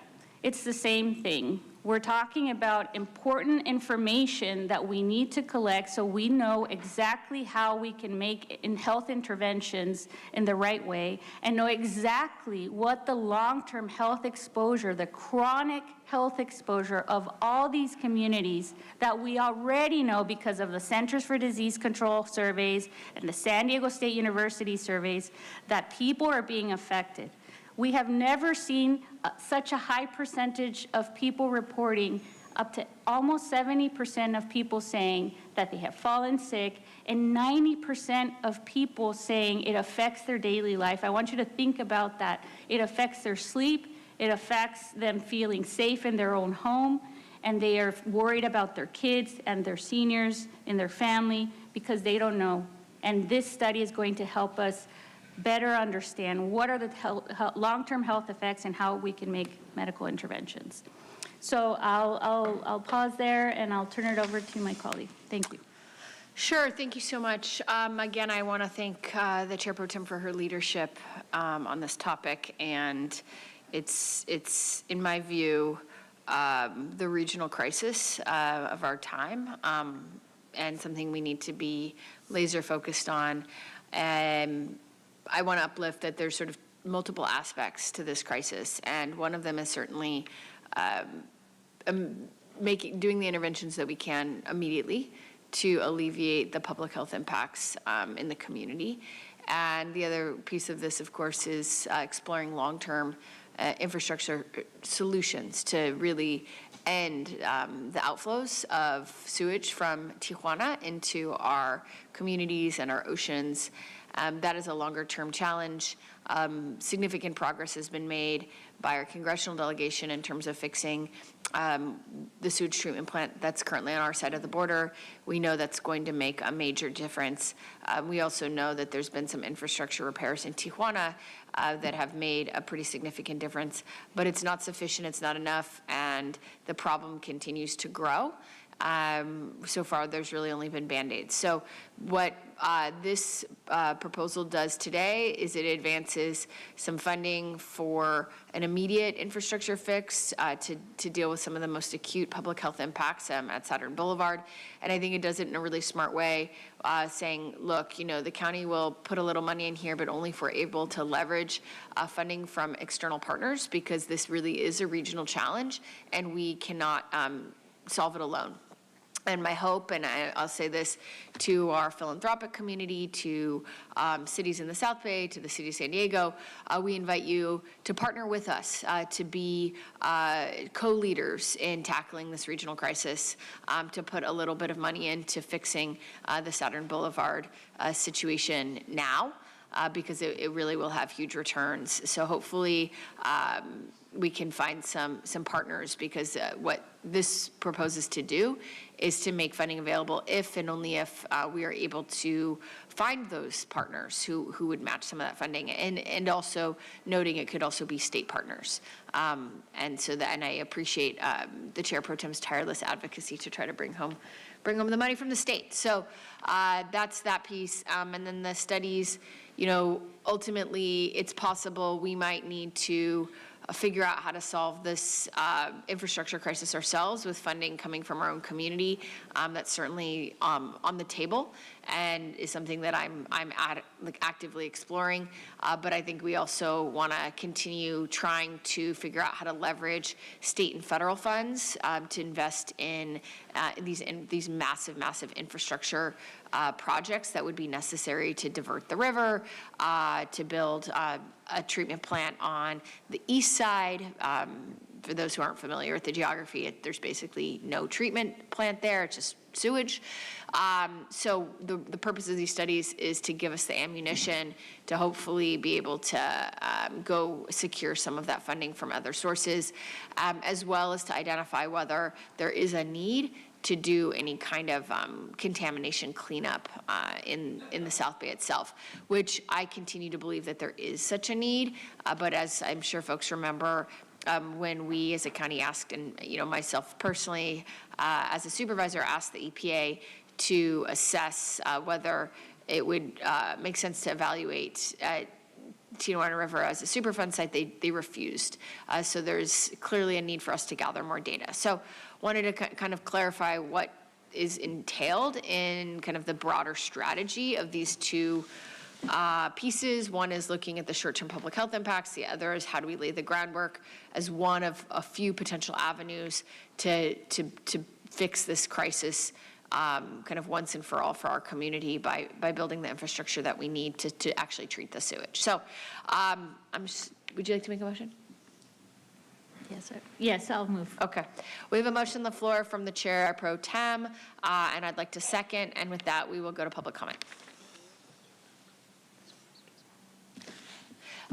My colleagues who would like to speak will have a conversation about this item after the public comment. Thank you. Chair Lawson-Remer, for this item, we have 16 requests to speak, 10 in person and 6 requesting to speak by phone. Also note for the record that we received 106 e-comments, 97 in support, 3 in opposition, and 1 neutral. For any individuals that requested to speak on item 15 by phone, please dial into the conference line using the instructions that were provided to you.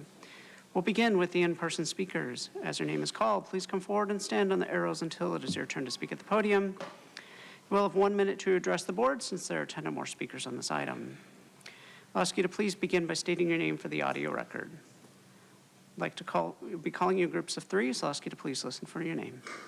Call for the first 3 individuals: Kathleen Lippett, Courtney Baltiski, and Cesar Javier.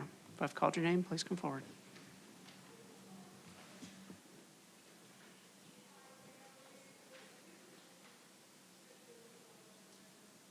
If I've called your name, you can come forward in any order. Thank you. Thank you so much. Good morning. My name is Courtney Baltiski with the YMCA of San Diego County, and it's a privilege to help facilitate what we call the Tijuana River Coalition.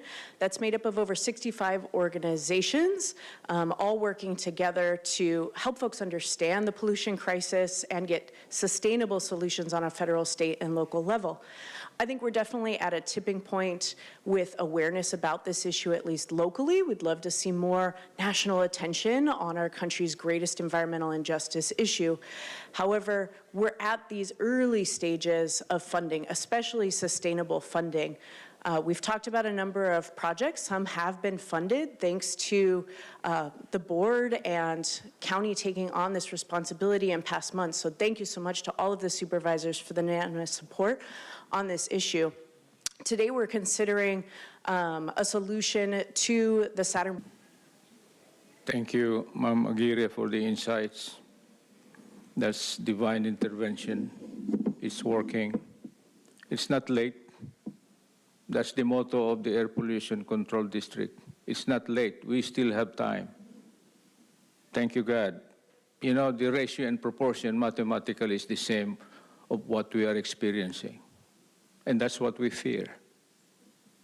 We were exposed to inhalation and possibly ingestion of these air contaminants from ceramics kiln toxicity. It's science, and nobody believes us. Mayor Gloria, he would not face us. He would cover at the meeting there like that when we were talking to the governing board. Why? Good that we have ad hoc now. Can we have the staff and director leadership of the air pollution too? Let's look back. Ma'am Rimmer, you were carrying a child when we were discussing this. Thank you. Thank you. Time is up.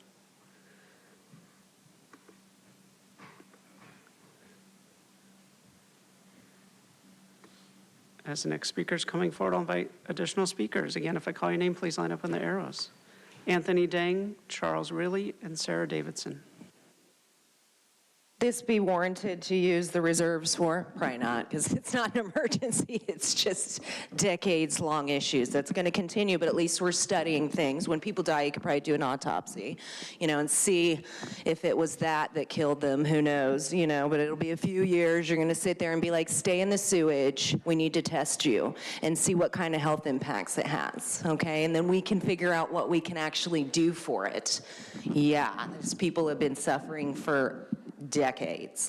It's so ridiculous, and all you guys care about is funding, so that you can, just keep this as an emergency and not, encourage Mexico. It's like we got to keep our commerce coming from there. We can't, hold them accountable. That would be ridiculous. At least we can study the people. So, Tara, you can collect your data. Was that your first word, data? Probably. They thought it was dead. Actually, that's Mark's joke. Anywho, yeah, it's just sad that people have to suffer like this, and you guys fill your pockets with money. Next speaker, please.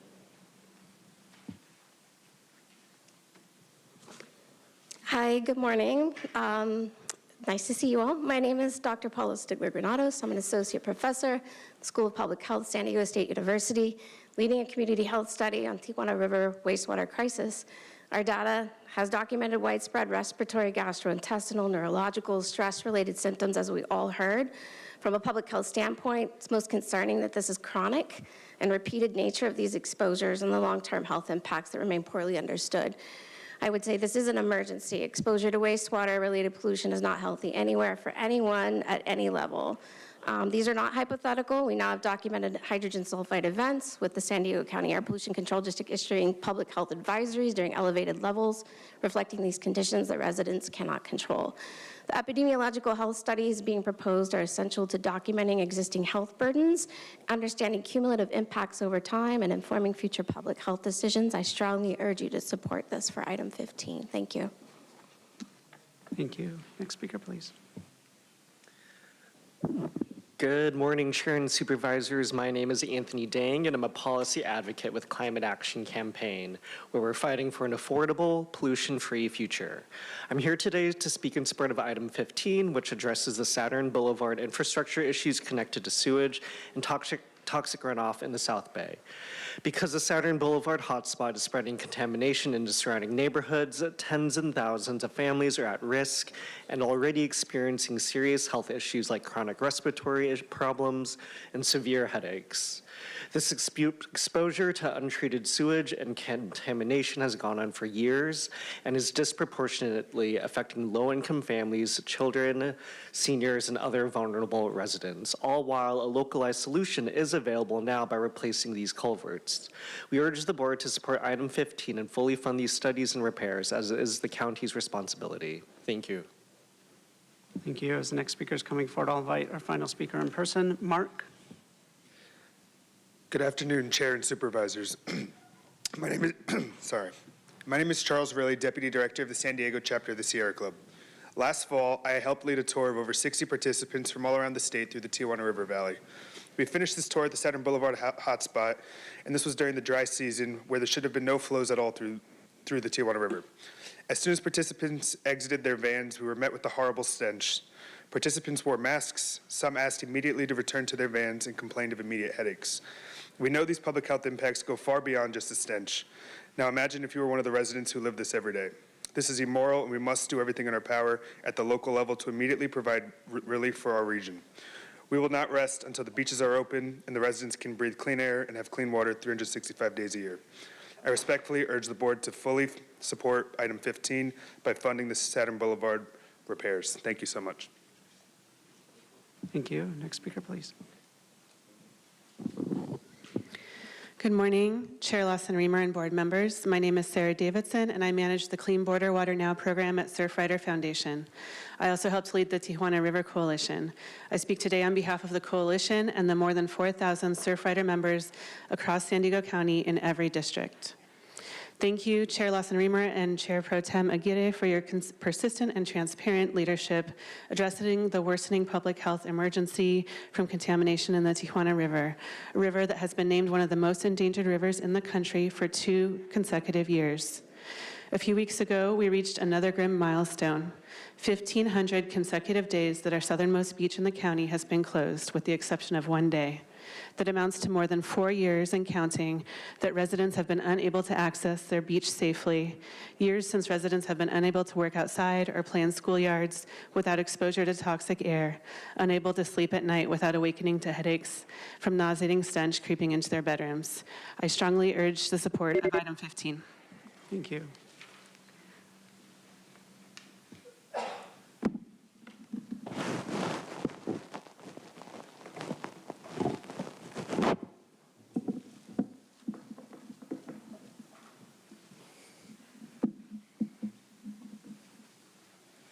Hi, my name is Leon Benham. I am president of the Citizens for Coastal Conservancy out of Imperial Beach. I'm also past member of the IBWC Citizens Board. And this drawing that I'm showing you shows the hotspot in comparison to the entire hotspot. It is a postage stamp, not even that big. Yesterday, I went with my sodium, my detector, and from the border, Derrimart Road Bridge, Hollister, Community Garden, I tested all those spots. The highest, obviously, was at the border and in descending order. So this spending of this money, you really should back up and look at you should really look at what has changed in the valley. Changing of the river to the north, as shown here. Thank you. Thank you. Sir, just a question. I'd love to, did the slides get submitted? Sorry. Our staff asked for the slides to be emailed to us. Oh, okay. Thank you. I'd love to review them more in depth. That's super helpful. Thank you. So, sir, if you can... You can just work with the staff. Yeah. Perfect. Okay. Thank you. Thank you. Connect with our deputy clerk there. Okay. To email the slides. Thank you. Mark, we'd all like to review them more in depth. So first of all, You aren't going to do anything about this. The last time I saw you guys talking about this, you agreed, even after UCSD said there were really high sulfide content in the air that's toxic and poisonous. So you were going to do a study to prove that so you could get funding immediately, emergency funding from the federal government, and solve it completely. Of course, now that's not even being talked about, just one of many lies you guys often tell. Right here on page 2, section 3, chair's recommendation, and up on authorized director, department of purchasing and contracting to issue competitive solicitation for a long-term health study, and upon successful negotiations and determination of a fair and reasonable price, award contracts for initial term of 2 years with 3 option years. You guys have no intention of solving this. It'll go on forever, and you'll make money too. Thank you. We'll now hear from the individuals that requested to speak by phone. We'll start with our first caller.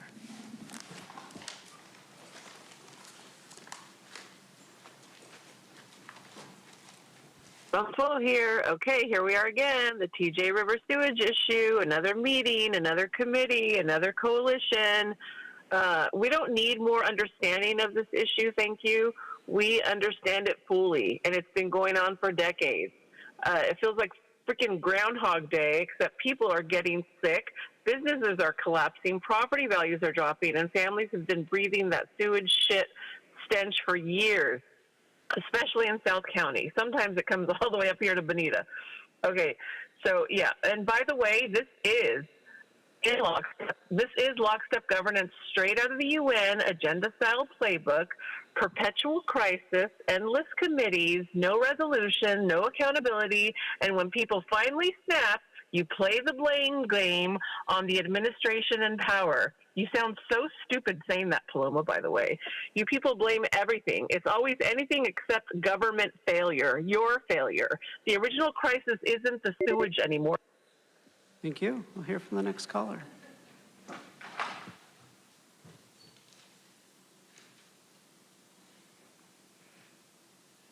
Gambler Hermes, how you guys doing? So I want to go ahead and discuss all these you guys go ahead and come up with these studies to acquire funding, right? You do this all the time, and then you get the funding to go ahead and fix the problem. Do you ever analyze your fixes? Let's, for example, the water. During a drought, let's say in 2010, somewhere right around there, you came up with a great idea to replace everyone's yard with concrete. Matter of fact, you're still giving people money to change their front yards, backyards into no water lawns. A lot of people throw concrete. So what happened with that? Is that part of the reason why the flooding took place, on top of the fact that you did not clean out the drains? Yeah, that's what happened, the first flooding. What happened on the second flooding? Well, you clean out the drains, but, all that concrete caused major flooding, right? But no, that's global warming, right? On top of that, since the ground can't... Thank you. We'll now hear from the next caller.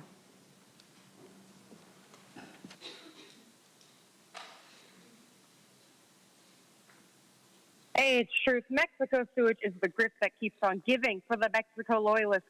Grifters like Manuela pretend they want to solve this crisis when they really just want to profit and power from it. She had plenty of opportunities to come up with real solutions, but back in 2025, she voted against the city of Imperial Beach, and even before that. Manuel is also going back and forth on what she believes, because in 2024, she said, we didn't need to study the sewage, we need solutions. And then after becoming a supervisor, studies are all she's got. Nora 2.0 is just like Nora 1.0. The $250,000 retrospection on failure study, the $6 million study to nowhere, and the $2.5 million sewage pipe to allow for more sewage flowing directly into the ocean. Doesn't anyone wonder why the city of Imperial Beach never comes out and says they support anything Manuela or the county does? When all somebody's got to show for years and years of supposed advocation, you'd think they'd have real solutions, not Nora's leftover air purifiers and studies, just like I predicted. Thank you. Hear from the next caller.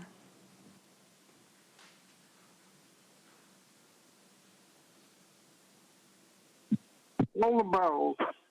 study after study, report after report. You're all good people doing something about the crisis. Can we maybe get a Nobel Prize while you bask in the glory? Unfortunately, we know the plot. It's waste money for this, feed the TJ cleanup industry. We know people are sick. We know about the release of funds.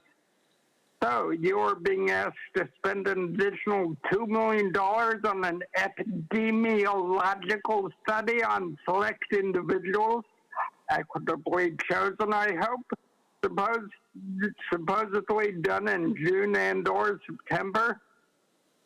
We know the answer. People will get sick and sicker.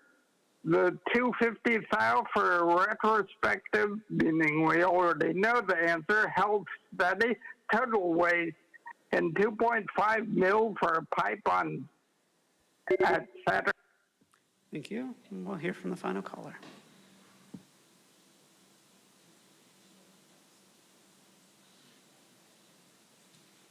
Hi, good morning, Chair and Supervisors. On behalf of Wild Coast, my name is Yehuda, and I am the Coastal Conservation Manager. We'd like to thank Supervisor Aguirre and Chair Tara Lawson-Raymer for their leadership on agenda items 15 and 16.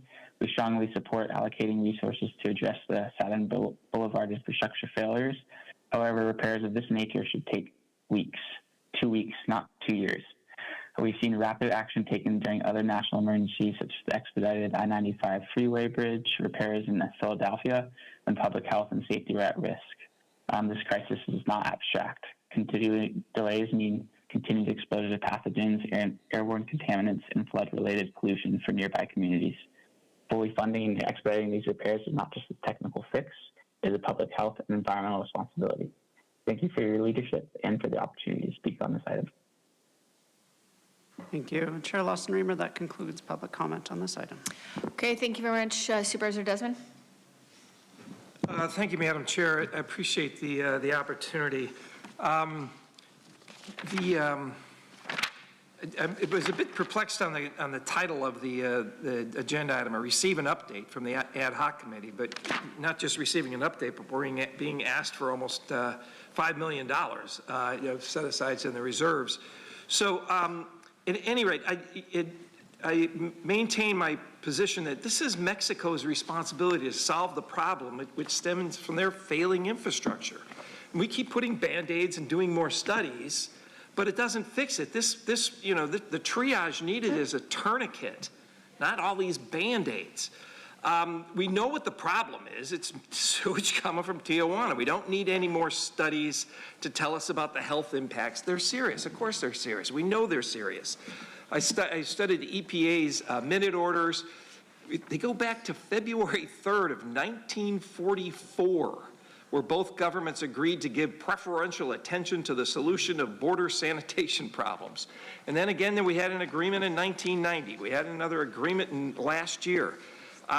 We know what the impacts are. We know it's unsafe.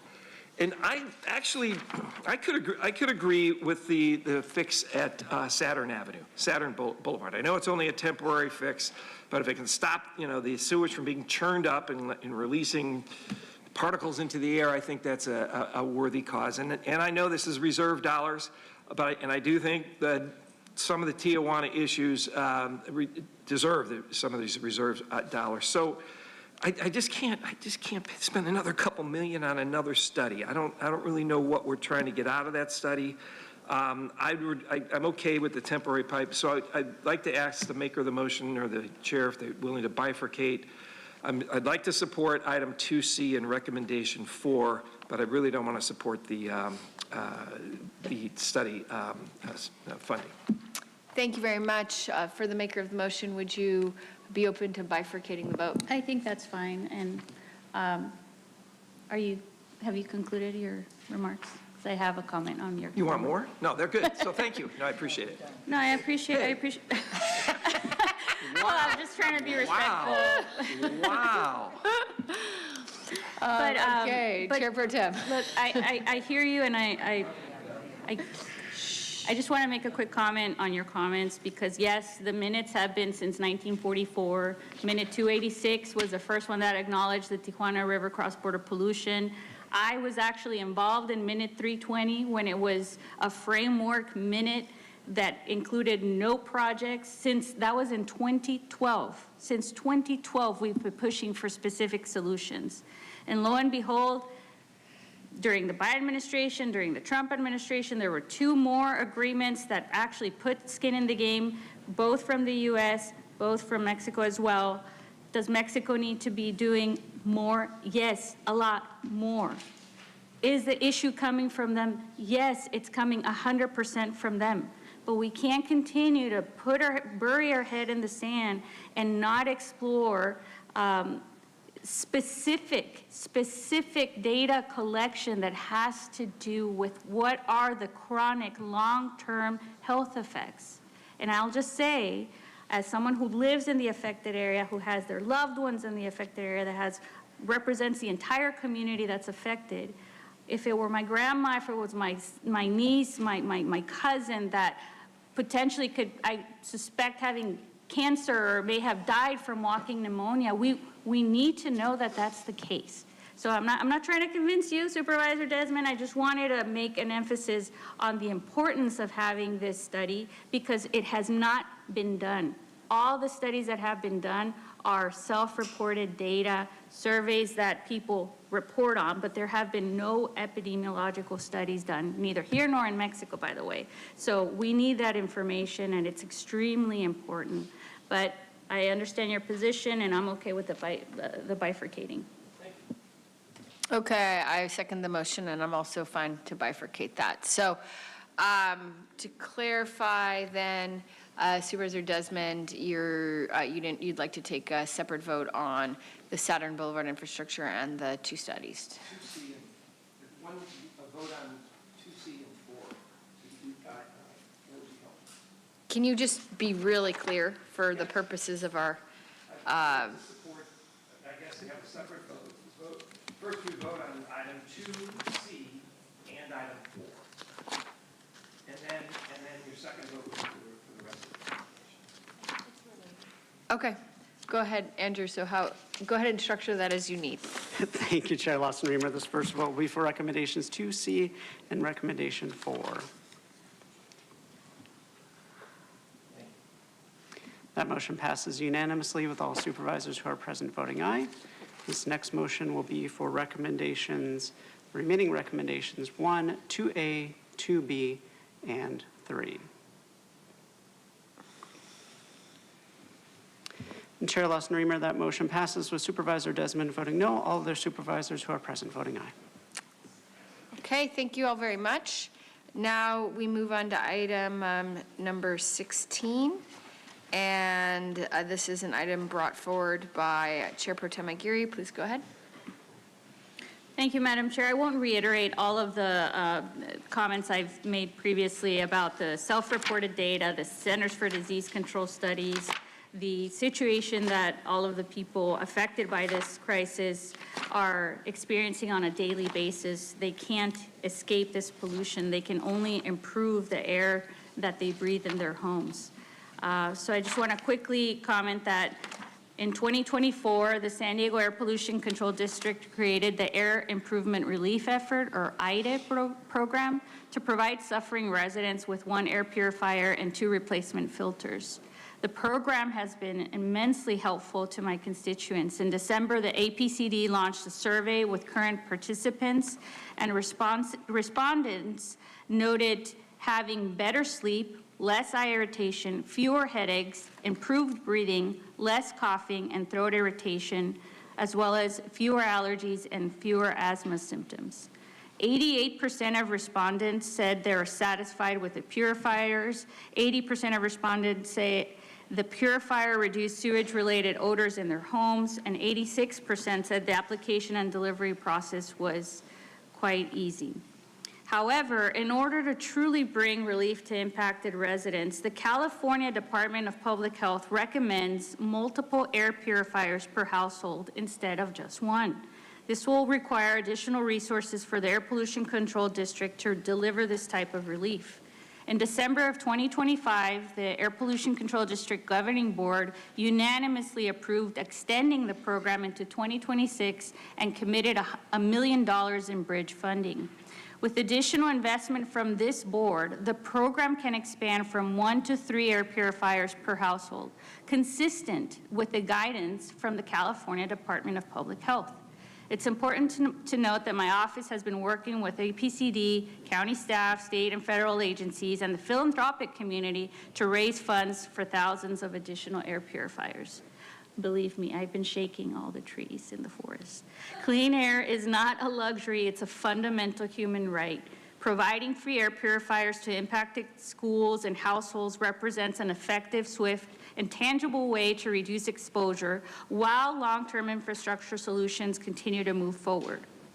So yes, it's a Band-Aid, but it's something that it's extremely needed so that people can breathe. We're just talking about air here. Using $4 million of unlocked reserve funds to expand the IDA program is consistent with the county's duty to protect public health during emergencies and continuous pollution events. Air purifiers are proven to reduce harmful particulate matter indoors, offering immediate relief in residents' homes.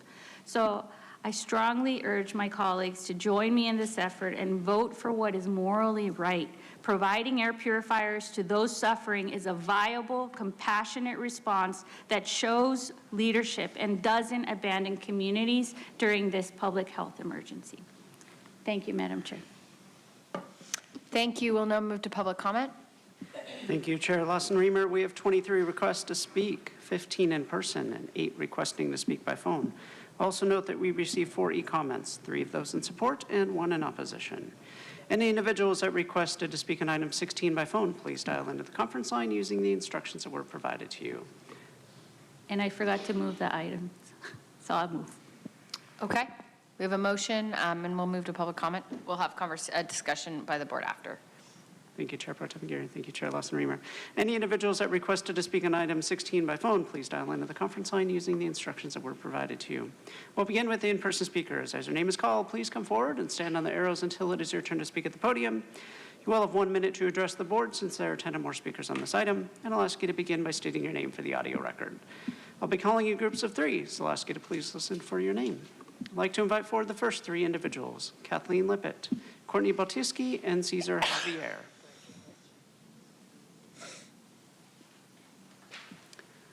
I'll call 3 additional speakers, allegedly Audra, Alicia Morrison, and Doyle Morrison.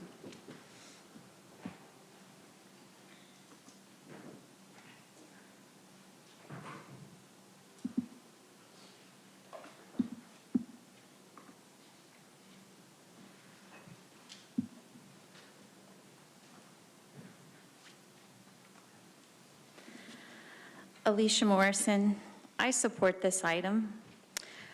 I never really understood it until I went down there at 10 o'clock last night and rolled my window down 4 inches and then gagged and went back up.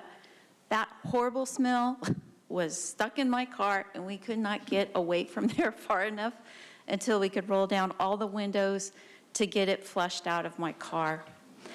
I cannot imagine having to live there, sleep there, go outside to try to enjoy, my yard, to garden. I can't imagine the aerosols going into somebody. I love to garden. I don't know what it's doing to the soil.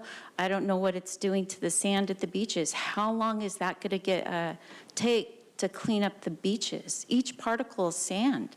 Those molecules have got to be sticking to it. So I support this item. Thank you. Thank you. Next speaker, please. Hello, Doyle Morrison. Just wanted to also follow up with the 4 inches last night. That was horrible. These people that live there are suffering. And as a human being, how can you not look at that and say these people are suffering and they need help? They're taking the brunt of this, by their health and all the things that we talked about. They're also going to have to suffer when they get these air filters with high electricity costs to run them.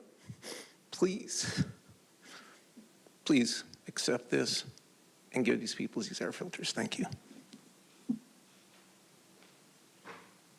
Thank you. As the next speaker is coming forward, I'll invite 3 additional speakers: Serena Pelka, Leon Benham, and Paula Stiegler-Granados. 1944.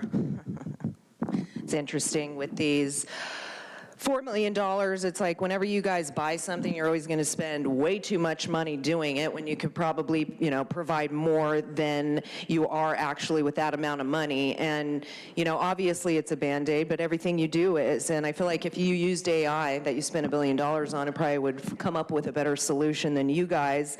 But you already know what hydrogen sulfide does. So it's like, I don't know why you guys think even doing studies is going to help any further, because you don't need to see that they're sick. You need to go and look at the data that would show you what the effects of that are, so you could offer immediate solutions instead of stuff like these air purifiers. And like that man said, they got to pay for the electricity, and how many times do they need to change the filter? Like, have you even looked into that to make sure that you're going to be providing all of that for people? And what hoops do people have to jump through in order to actually get these? And they're probably not going to everybody. Thank you. Next speaker, please.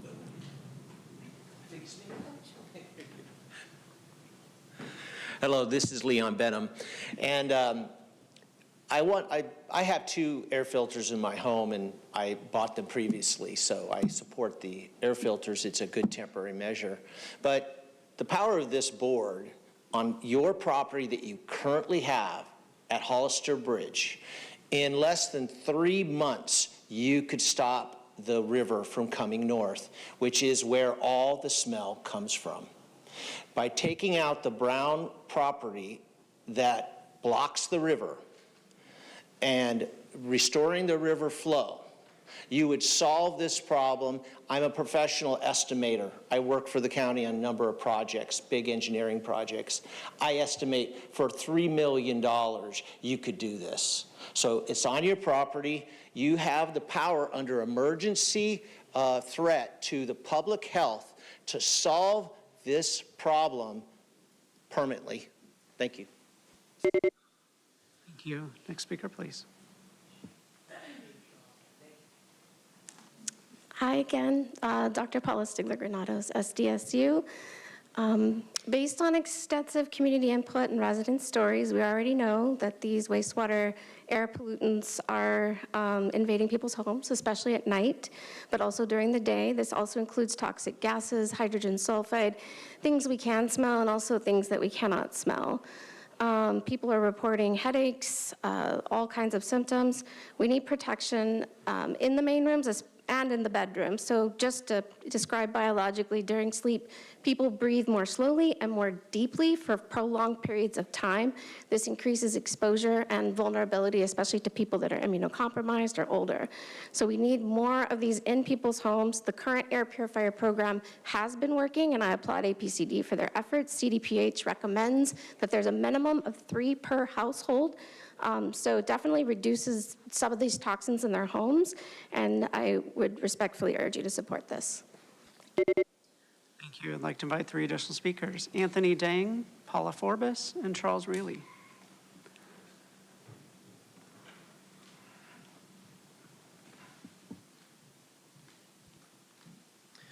Good morning, Chair and Supervisors. This is Anthony Dang from Climate Action Campaign again, where we're fighting for an affordable, pollution-free future. We cannot reach this collective future when our neighbors are experiencing a long-term health emergency. I'm here today in full support of item 16, investing in the air improvement relief effort. Air purifiers provide immediate life-saving protection, and while long-term infrastructure projects move forward.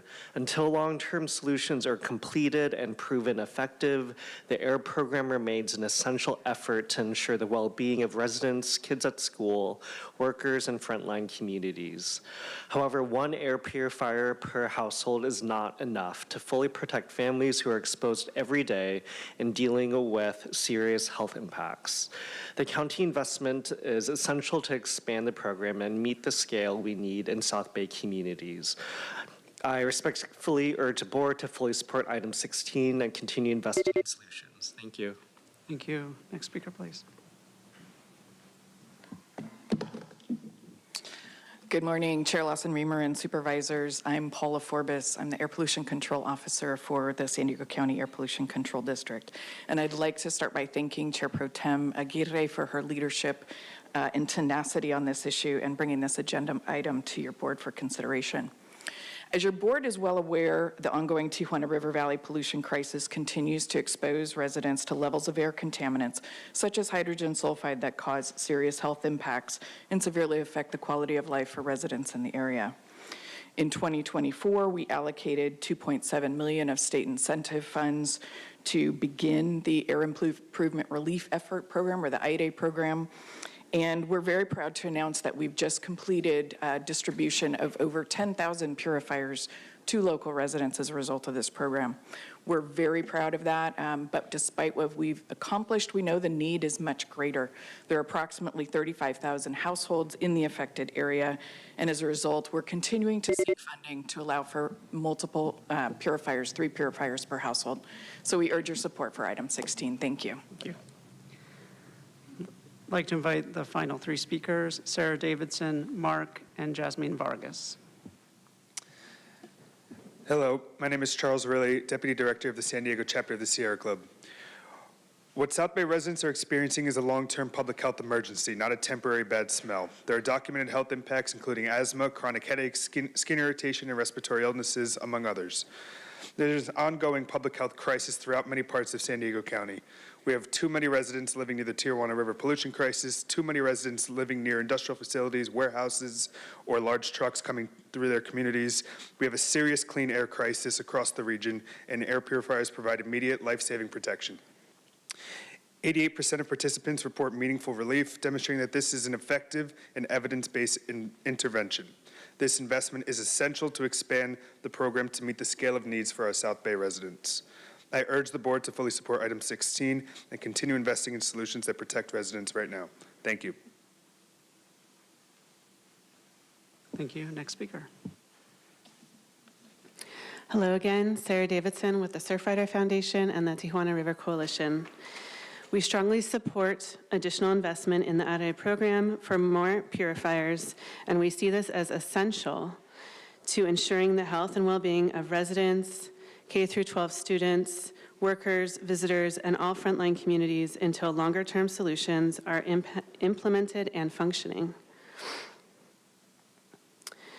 People in our county are suffering, as you've heard today and already know. This is a collective problem, not limited to any single district. Please heed the urgent and desperate calls of all of your constituents. We urge you to vote yes on 16. Thank you. Next speaker. Hi, good morning. Jasmine Vargas, Air Quality and Clean Ports Campaign Director for Environmental Health Coalition.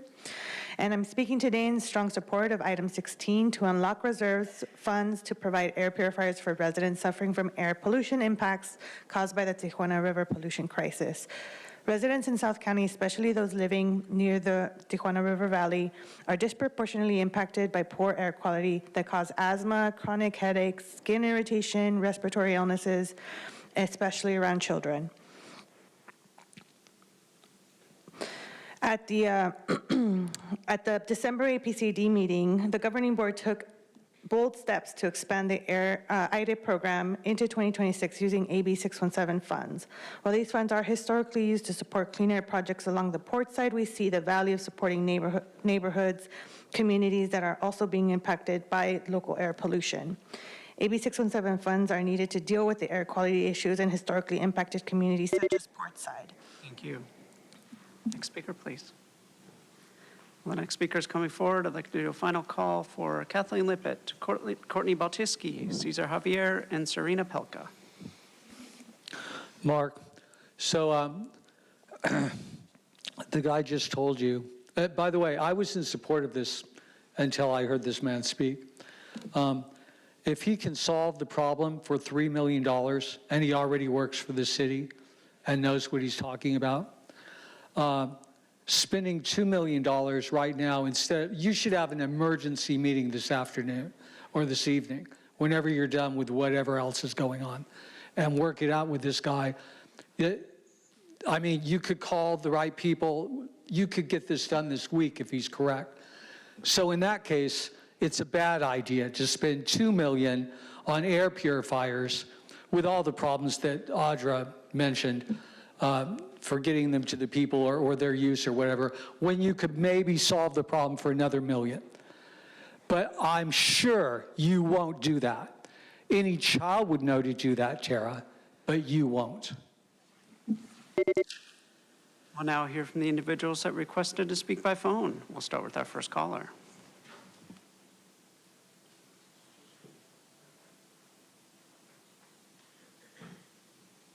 Amen to Mark Dorian. And clearly some of these speakers are not paying attention. Paloma and tenacity do not go in the same sentence. Again, everything this board does is Band-Aid solutions, never getting to the source. Why? Because government is always at the source of our problems. With all the effort you keep putting in with these Band-Aid solutions, being wasteful with our money, you need to put that effort in giving Mexico some hefty ultimatums. And again, the original crisis isn't the sewage anymore. The real crisis is that people are still blindly trusting you. Thanks to good old government, which should have been fixed decades ago is now even worse. So listen to the people, listen to the gentleman who gave you some wise advice, and not being wasteful with our money, not being reckless. It is the people's money. You work for the people. Start listening. Hear from the next caller.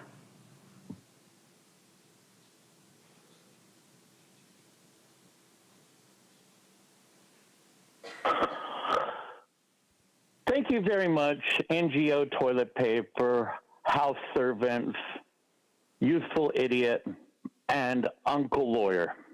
Mirroring back to the Civil War days, I want to go ahead and just point out, I get what you're doing. You're acquiring funds.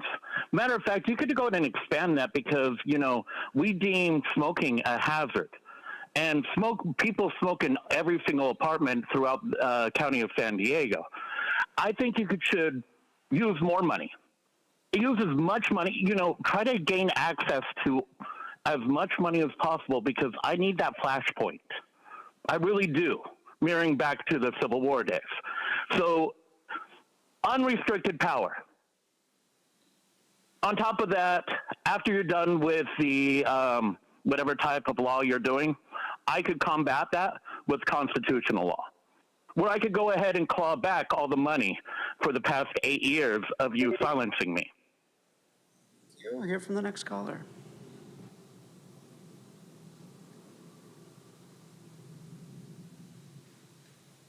Hey, it's true. Since Leon didn't answer the question, I will. Alicia, Vero Beach is a great place to live. It just has one negative aspect outside of its control.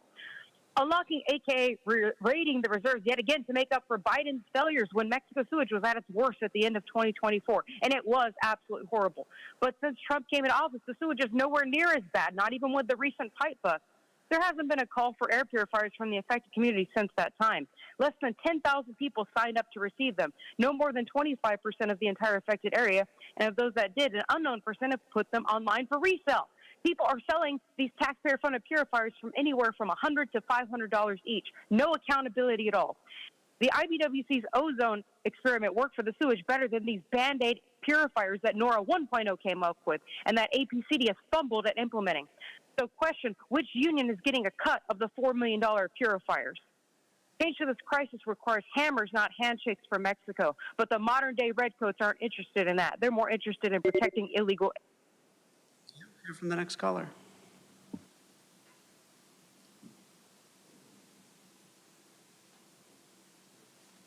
All about this solution is good if you don't go outdoors. Maybe you should distribute gas masks. The $3 million fix just suggested is a far better idea. And if you do this, no lottery this time, please. Please give these to the people who really need them. Maybe you can even spare a few for the Javieres. SAPCD, the Air Pollution Control District, has an ongoing program where they've given out 10,000 air purifiers already. They're not sure how much the county program is still needed.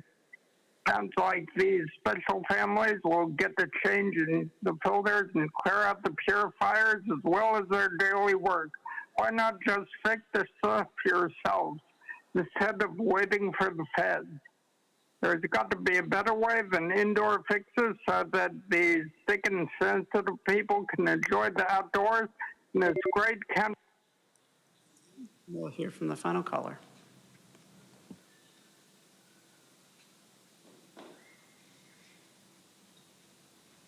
Hi, my name is Ramon Chaires. I'm a Tijuana River advocate and someone who grew up in the River Valley. I'm in support of item number 16, and I applaud you for taking the lead on and investing in the re-engineering of Saturn Boulevard and addressing the source of toxic gases and hydrogen sulfide impacting the health for those communities living alongside the river. It was very telling after last year's MOU and the release of minute 333, where there was absolutely no mention of supporting infrastructure at Saturn Boulevard and no mention of supporting air purification efforts for residents with funds. My hope is that while the county and local leaders do what is within our power to address the impacts of this issue, we continue to put pressure on the federal government to follow up binational agreements with joining efforts on the ground. Thank you. Thank you. And Chair Lawson-Remer, that concludes public comment on this item. Thank you very much, Supervisor Desmond. Thank you, Madam. Has there been a motion? There is a motion on the floor by Supervisor Aguirre. And we have a second by Vice Chair Montgomery Stepp. Okay, thank you. Staff, Ebony, can our staff at least reach out to Mr. Benham and see what he's got? I mean, this has been going on for years. See what he has, and maybe analyze the solution he's at a high level, and see what he's got. If it makes sense or not, and if it does, you know, no rock should be overturned, I think, at this point. So that's, anyway, my comments, though, are on this item is, I'm fine with the $4 million for the air purifiers. I think the people in the South Bay have just been putting up with this for years and years and years. But this is a Band-Aid. It's another Band-Aid on a gushing, literally gushing wound. We can't let up on the pressure of Mexico to fix their failing infrastructure that's causing this entire mess. And the federal government is making real progress to that end, most recently with the minute order, the EPA minute order 333, which both the United States, President Trump, and the President of Mexico, Claudia Sheinbaum, have agreed and recognized this MOU as well.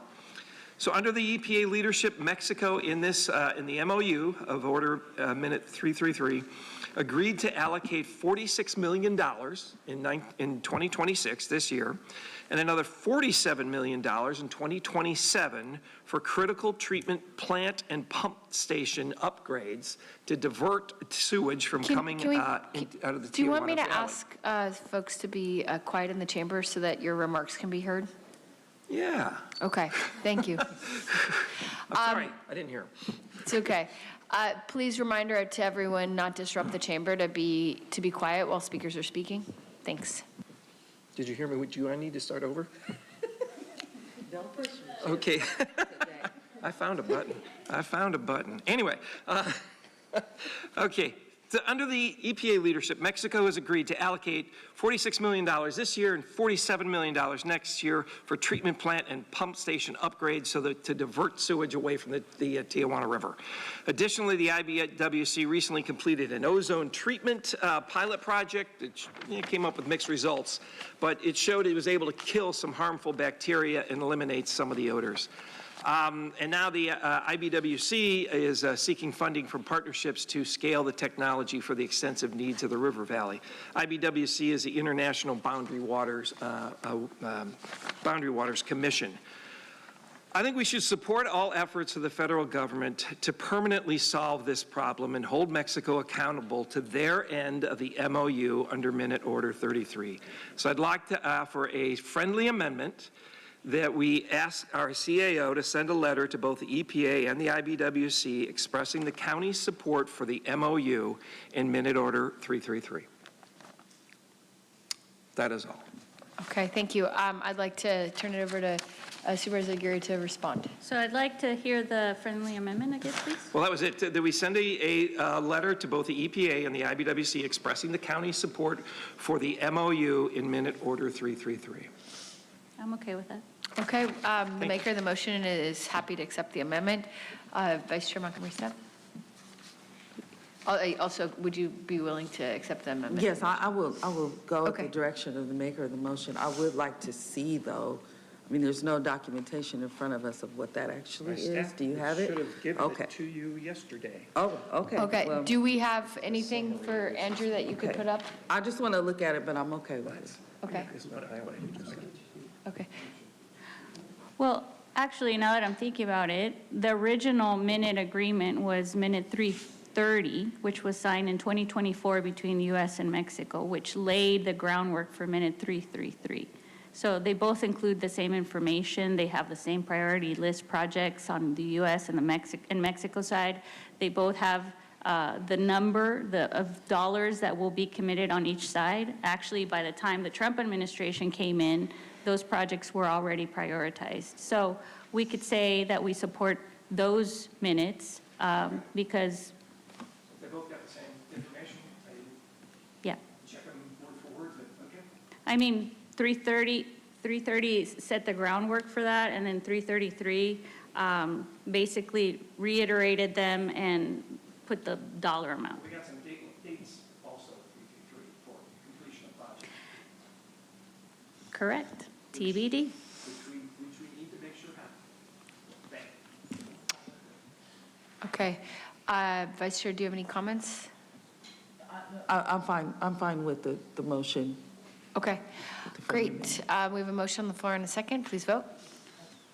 Oh, Supervisor Aguirre, do you have something additional to say? Just one quick comment to clarify for the record.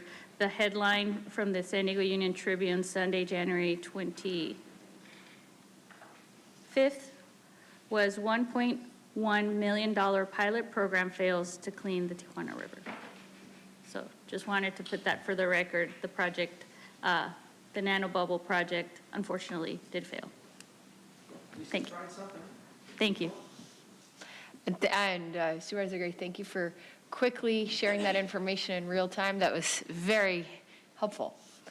Okay, Supervisor, Vice Chair Montgomery Stepp? Just wanted to, on this item and the last one, thank the Chair Pro Tem for your clarity and vision around the fact that every single person should be breathing clean air and should have clean water. And to the chair for really holding up the issue, even when the District 1 seat was vacant, understanding that we are the public health agency of the region and this is a regional issue, and also to Supervisor Desmond for your advocacy. Just, you know, it is, in my mind, it's just really refreshing to have a conversation that is steeped in facts, that we have folks here that have been on the ground and are using their own expertise to get to the root of the problems and the issues and make sure that every person has the opportunity to live a healthy life in this region. So I just want to thank you all and thank the public. You know, public comment is what it is, and everyone has an opinion. And as my grandmother would say, even a broken clock is right twice a day, right? But I also truly do appreciate folks that have really are living this issue every day and researching it every day and come and lend their expertise to the county. So thank you very much. And I know there's been a lot of county staff working on this throughout the years as well. So just want to add it to the record. Thank you so much. Thank you. It's very kind. Appreciate it. We have a vote. We have a motion on the floor in a second. Please take a vote. Chair Lawson Remer, that motion passes unanimously with all supervisors who are present voting aye. Okay, we will move on to item 17, modernizing county communications technology to capture millions in ongoing taxpayer savings. So, yes, I'm excited. I'm quite excited to bring this forward. I'll make a couple introductory remarks, and then if my colleague would like to add anything, this is coming from the work of the fiscal subcommittee.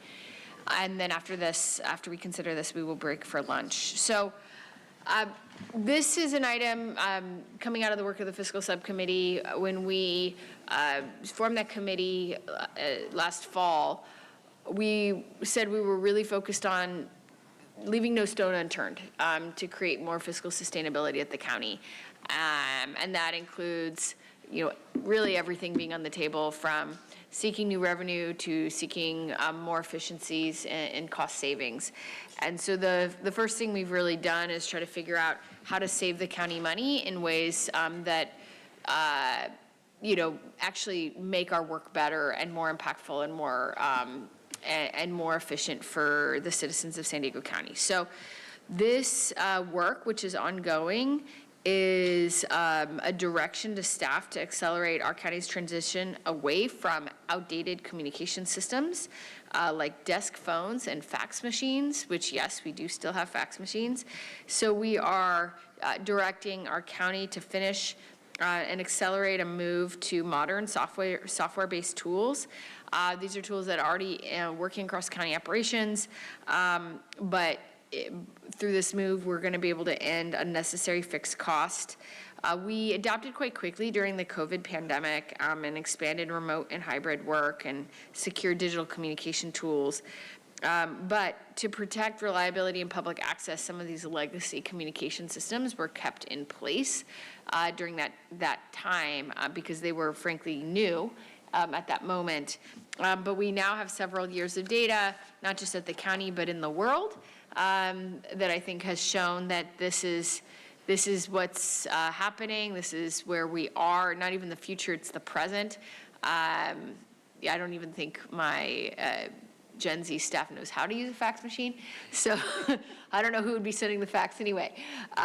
So I think it's high time that we end our reliance on these legacy systems because we will be able to save taxpayers $7 million a year in ongoing costs. So this is just a little kind of the first step, I think, in the work of our fiscal subcommittee and keeping no stone unturned, leaving no stone unturned, and looking for fiscal savings. So as we face $300 million of an annual budget shortfall, which will be an ongoing crisis in our county due to federal budget cuts, we have to do everything we can to be efficient with taxpayer resources and make sure we're serving our community the best that we possibly can. So before asking residents to shoulder any additional burdens, we're doing the internal work first of looking for cost efficiencies.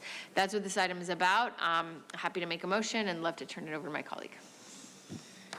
Yeah, thank you so much, Chair. I'm happy to second that. Just as an aside, and she will probably be upset for me even mentioning her name, but one of my staff members, Ariana, saw the fax machine for the first time on Monday. And so I love that. Yeah, literally. So anyway, and all that being said, do appreciate, doing this work and identifying these savings. So last August, when we launched the subcommittee, really had a clear charge to confront the hard cuts coming as a result of H.R. 1. We know that work is ongoing, and this action is a direct outgrowth of it. So today we're pushing to accelerate the county's transition away from the outdated communication systems like desk phones, fax machines, and finish the move to modern software-based tools that are already working across county operations. So as these legacy systems remain online, the county is spending millions to keep them running. Speeding up the transition to phase out these systems allows us to capture the savings. And so by accelerating the modernization, We expect to save up to $7 million in ongoing annual taxpayer dollars without reducing public access to the critical services that we provide to our residents. And so as we face this dire financial landscape that we all, I think, continue to talk about and find ways to mitigate, we have to find those smart and effective ways to cut costs for our taxpayers. So I'm happy to be doing this work right now. And just as an added protection, I will ask that the CAO develop an e-recycling plan for the receipt of unused devices. So at the very least, we know what that could look like. Okay, I see her nodding at me, yes. Okay, thank you so much. And with that, I'll turn it back over to the chair. Okay, thank you very much. We have a motion and a second. We'll go to public comment. Thank you, Chair Lawson-Remer. We have 8 requests to speak on this item, 4 in person and 4 requesting to speak by phone. Also note for the record that we received 1 e-comment in opposition. For any individuals that requested to speak on item 17 by phone, please dial into the conference line using the instructions that were provided to you. We'll begin with the in-person speakers. I'd like to invite forward Kathleen Lippett, Cesar Javier, allegedly Audra, and Mark. You'll have 2 minutes to address the board, and I'll ask you to begin by stating your name for the audio record.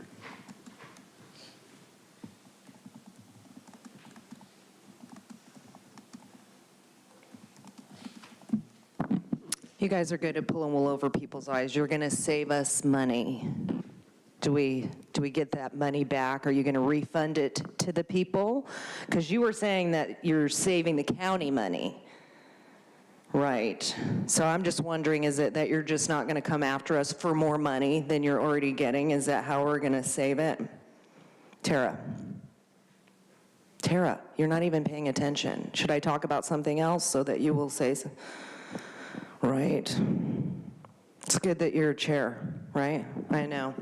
Yeah, I'm just wondering, what are you going to do with the old technology? And I don't know how we can trust this, Andrew, because the new phone service is not better than the old one. It actually has a lot of weird issues. And I feel like we spent quite a bit of money on that. And you could be doing like Zoom. I mean, you let Jim come in on Zoom. You know what I mean? It's like they can do it, but we don't want the rest of the people. It's very easy to use. And I feel like we could save some money with that. But that's okay. So, yeah, what are you going to do with all the other devices? Are you going to sell them at a garage sale? Maybe like, collector's items? Then you could get some more money for that to put back in your buckets that you guys can spend. But I don't think that you should be saying that this is really saving us money, because it's not. It's not coming back to us. It's going to go towards something else nefarious. And at some point, wouldn't AI kind of just take over all of that? What do we do? What are we using AI for? Eventually you guys don't need to be here, right? We could just have it run the meetings and spend the money. We don't even need Ebony. You know what I mean? It could just delegate whatever we need it to spend it for. I guess you guys are ready to go to lunch. You guys are funny. How fun is it to sit up on a dais and do Satan's work? Good for you.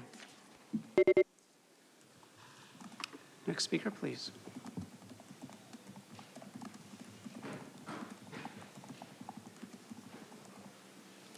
Mark, well, obviously, an update in technology could be beneficial.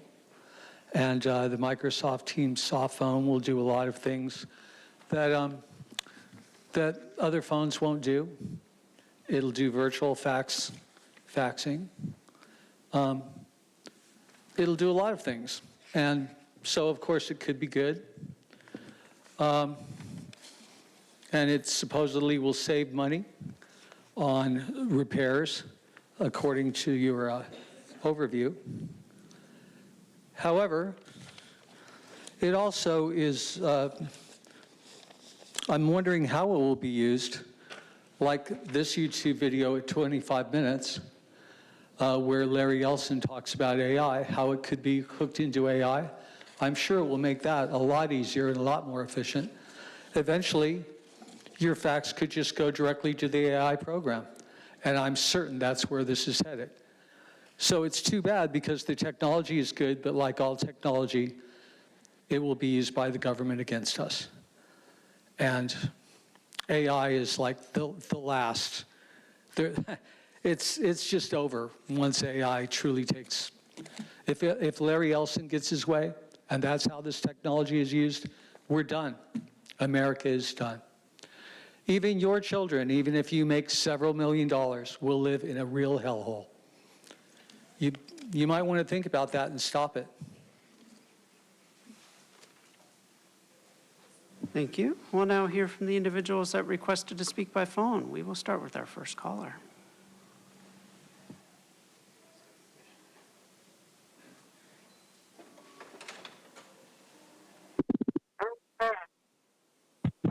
This is why you should pay service charges for redundant desk phones. If there's a major communications outage, as there recently was back east, it is vital to have a backup system. Cell phones are easier for people to hack into remotely. So with all your confidential communications, you might end up paying extra for enhanced security. Plus, people might be even less inclined to trust you with their secrets.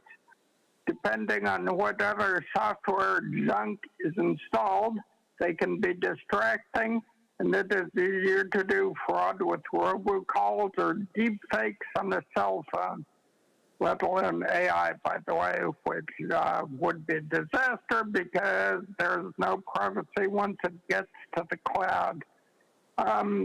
Use of cell phones or similar technology in a relatively small area may also result in disproportionate concentration of 5G frequency electronic waves, which have been shown to consist of people. Maybe you need a provider who offers service where the cost scales down for usage, but it is clear that you need more thought and communication before replacing desk phones. Virtual fax seems like a better idea, but may ultimately have similar confidentiality concerns. And are you going to just let the employees each take their redundant desk phone and, put it up for auction or whatever Audra suggested? And Thank you. And Chair Lawson-Remer, that concludes public comment on this item. Okay, thank you very much. Do my colleagues have any comments? Okay, seeing none, we'll go ahead and call a vote. Chair Lawson-Remer, that motion passes unanimously with all supervisors who are present voting aye. Okay, thank you very much. It is 12:05. We will take about an hour lunch, so we will be back here at 1:10. Thank you. Board will reconvene at 1:10. Thank you.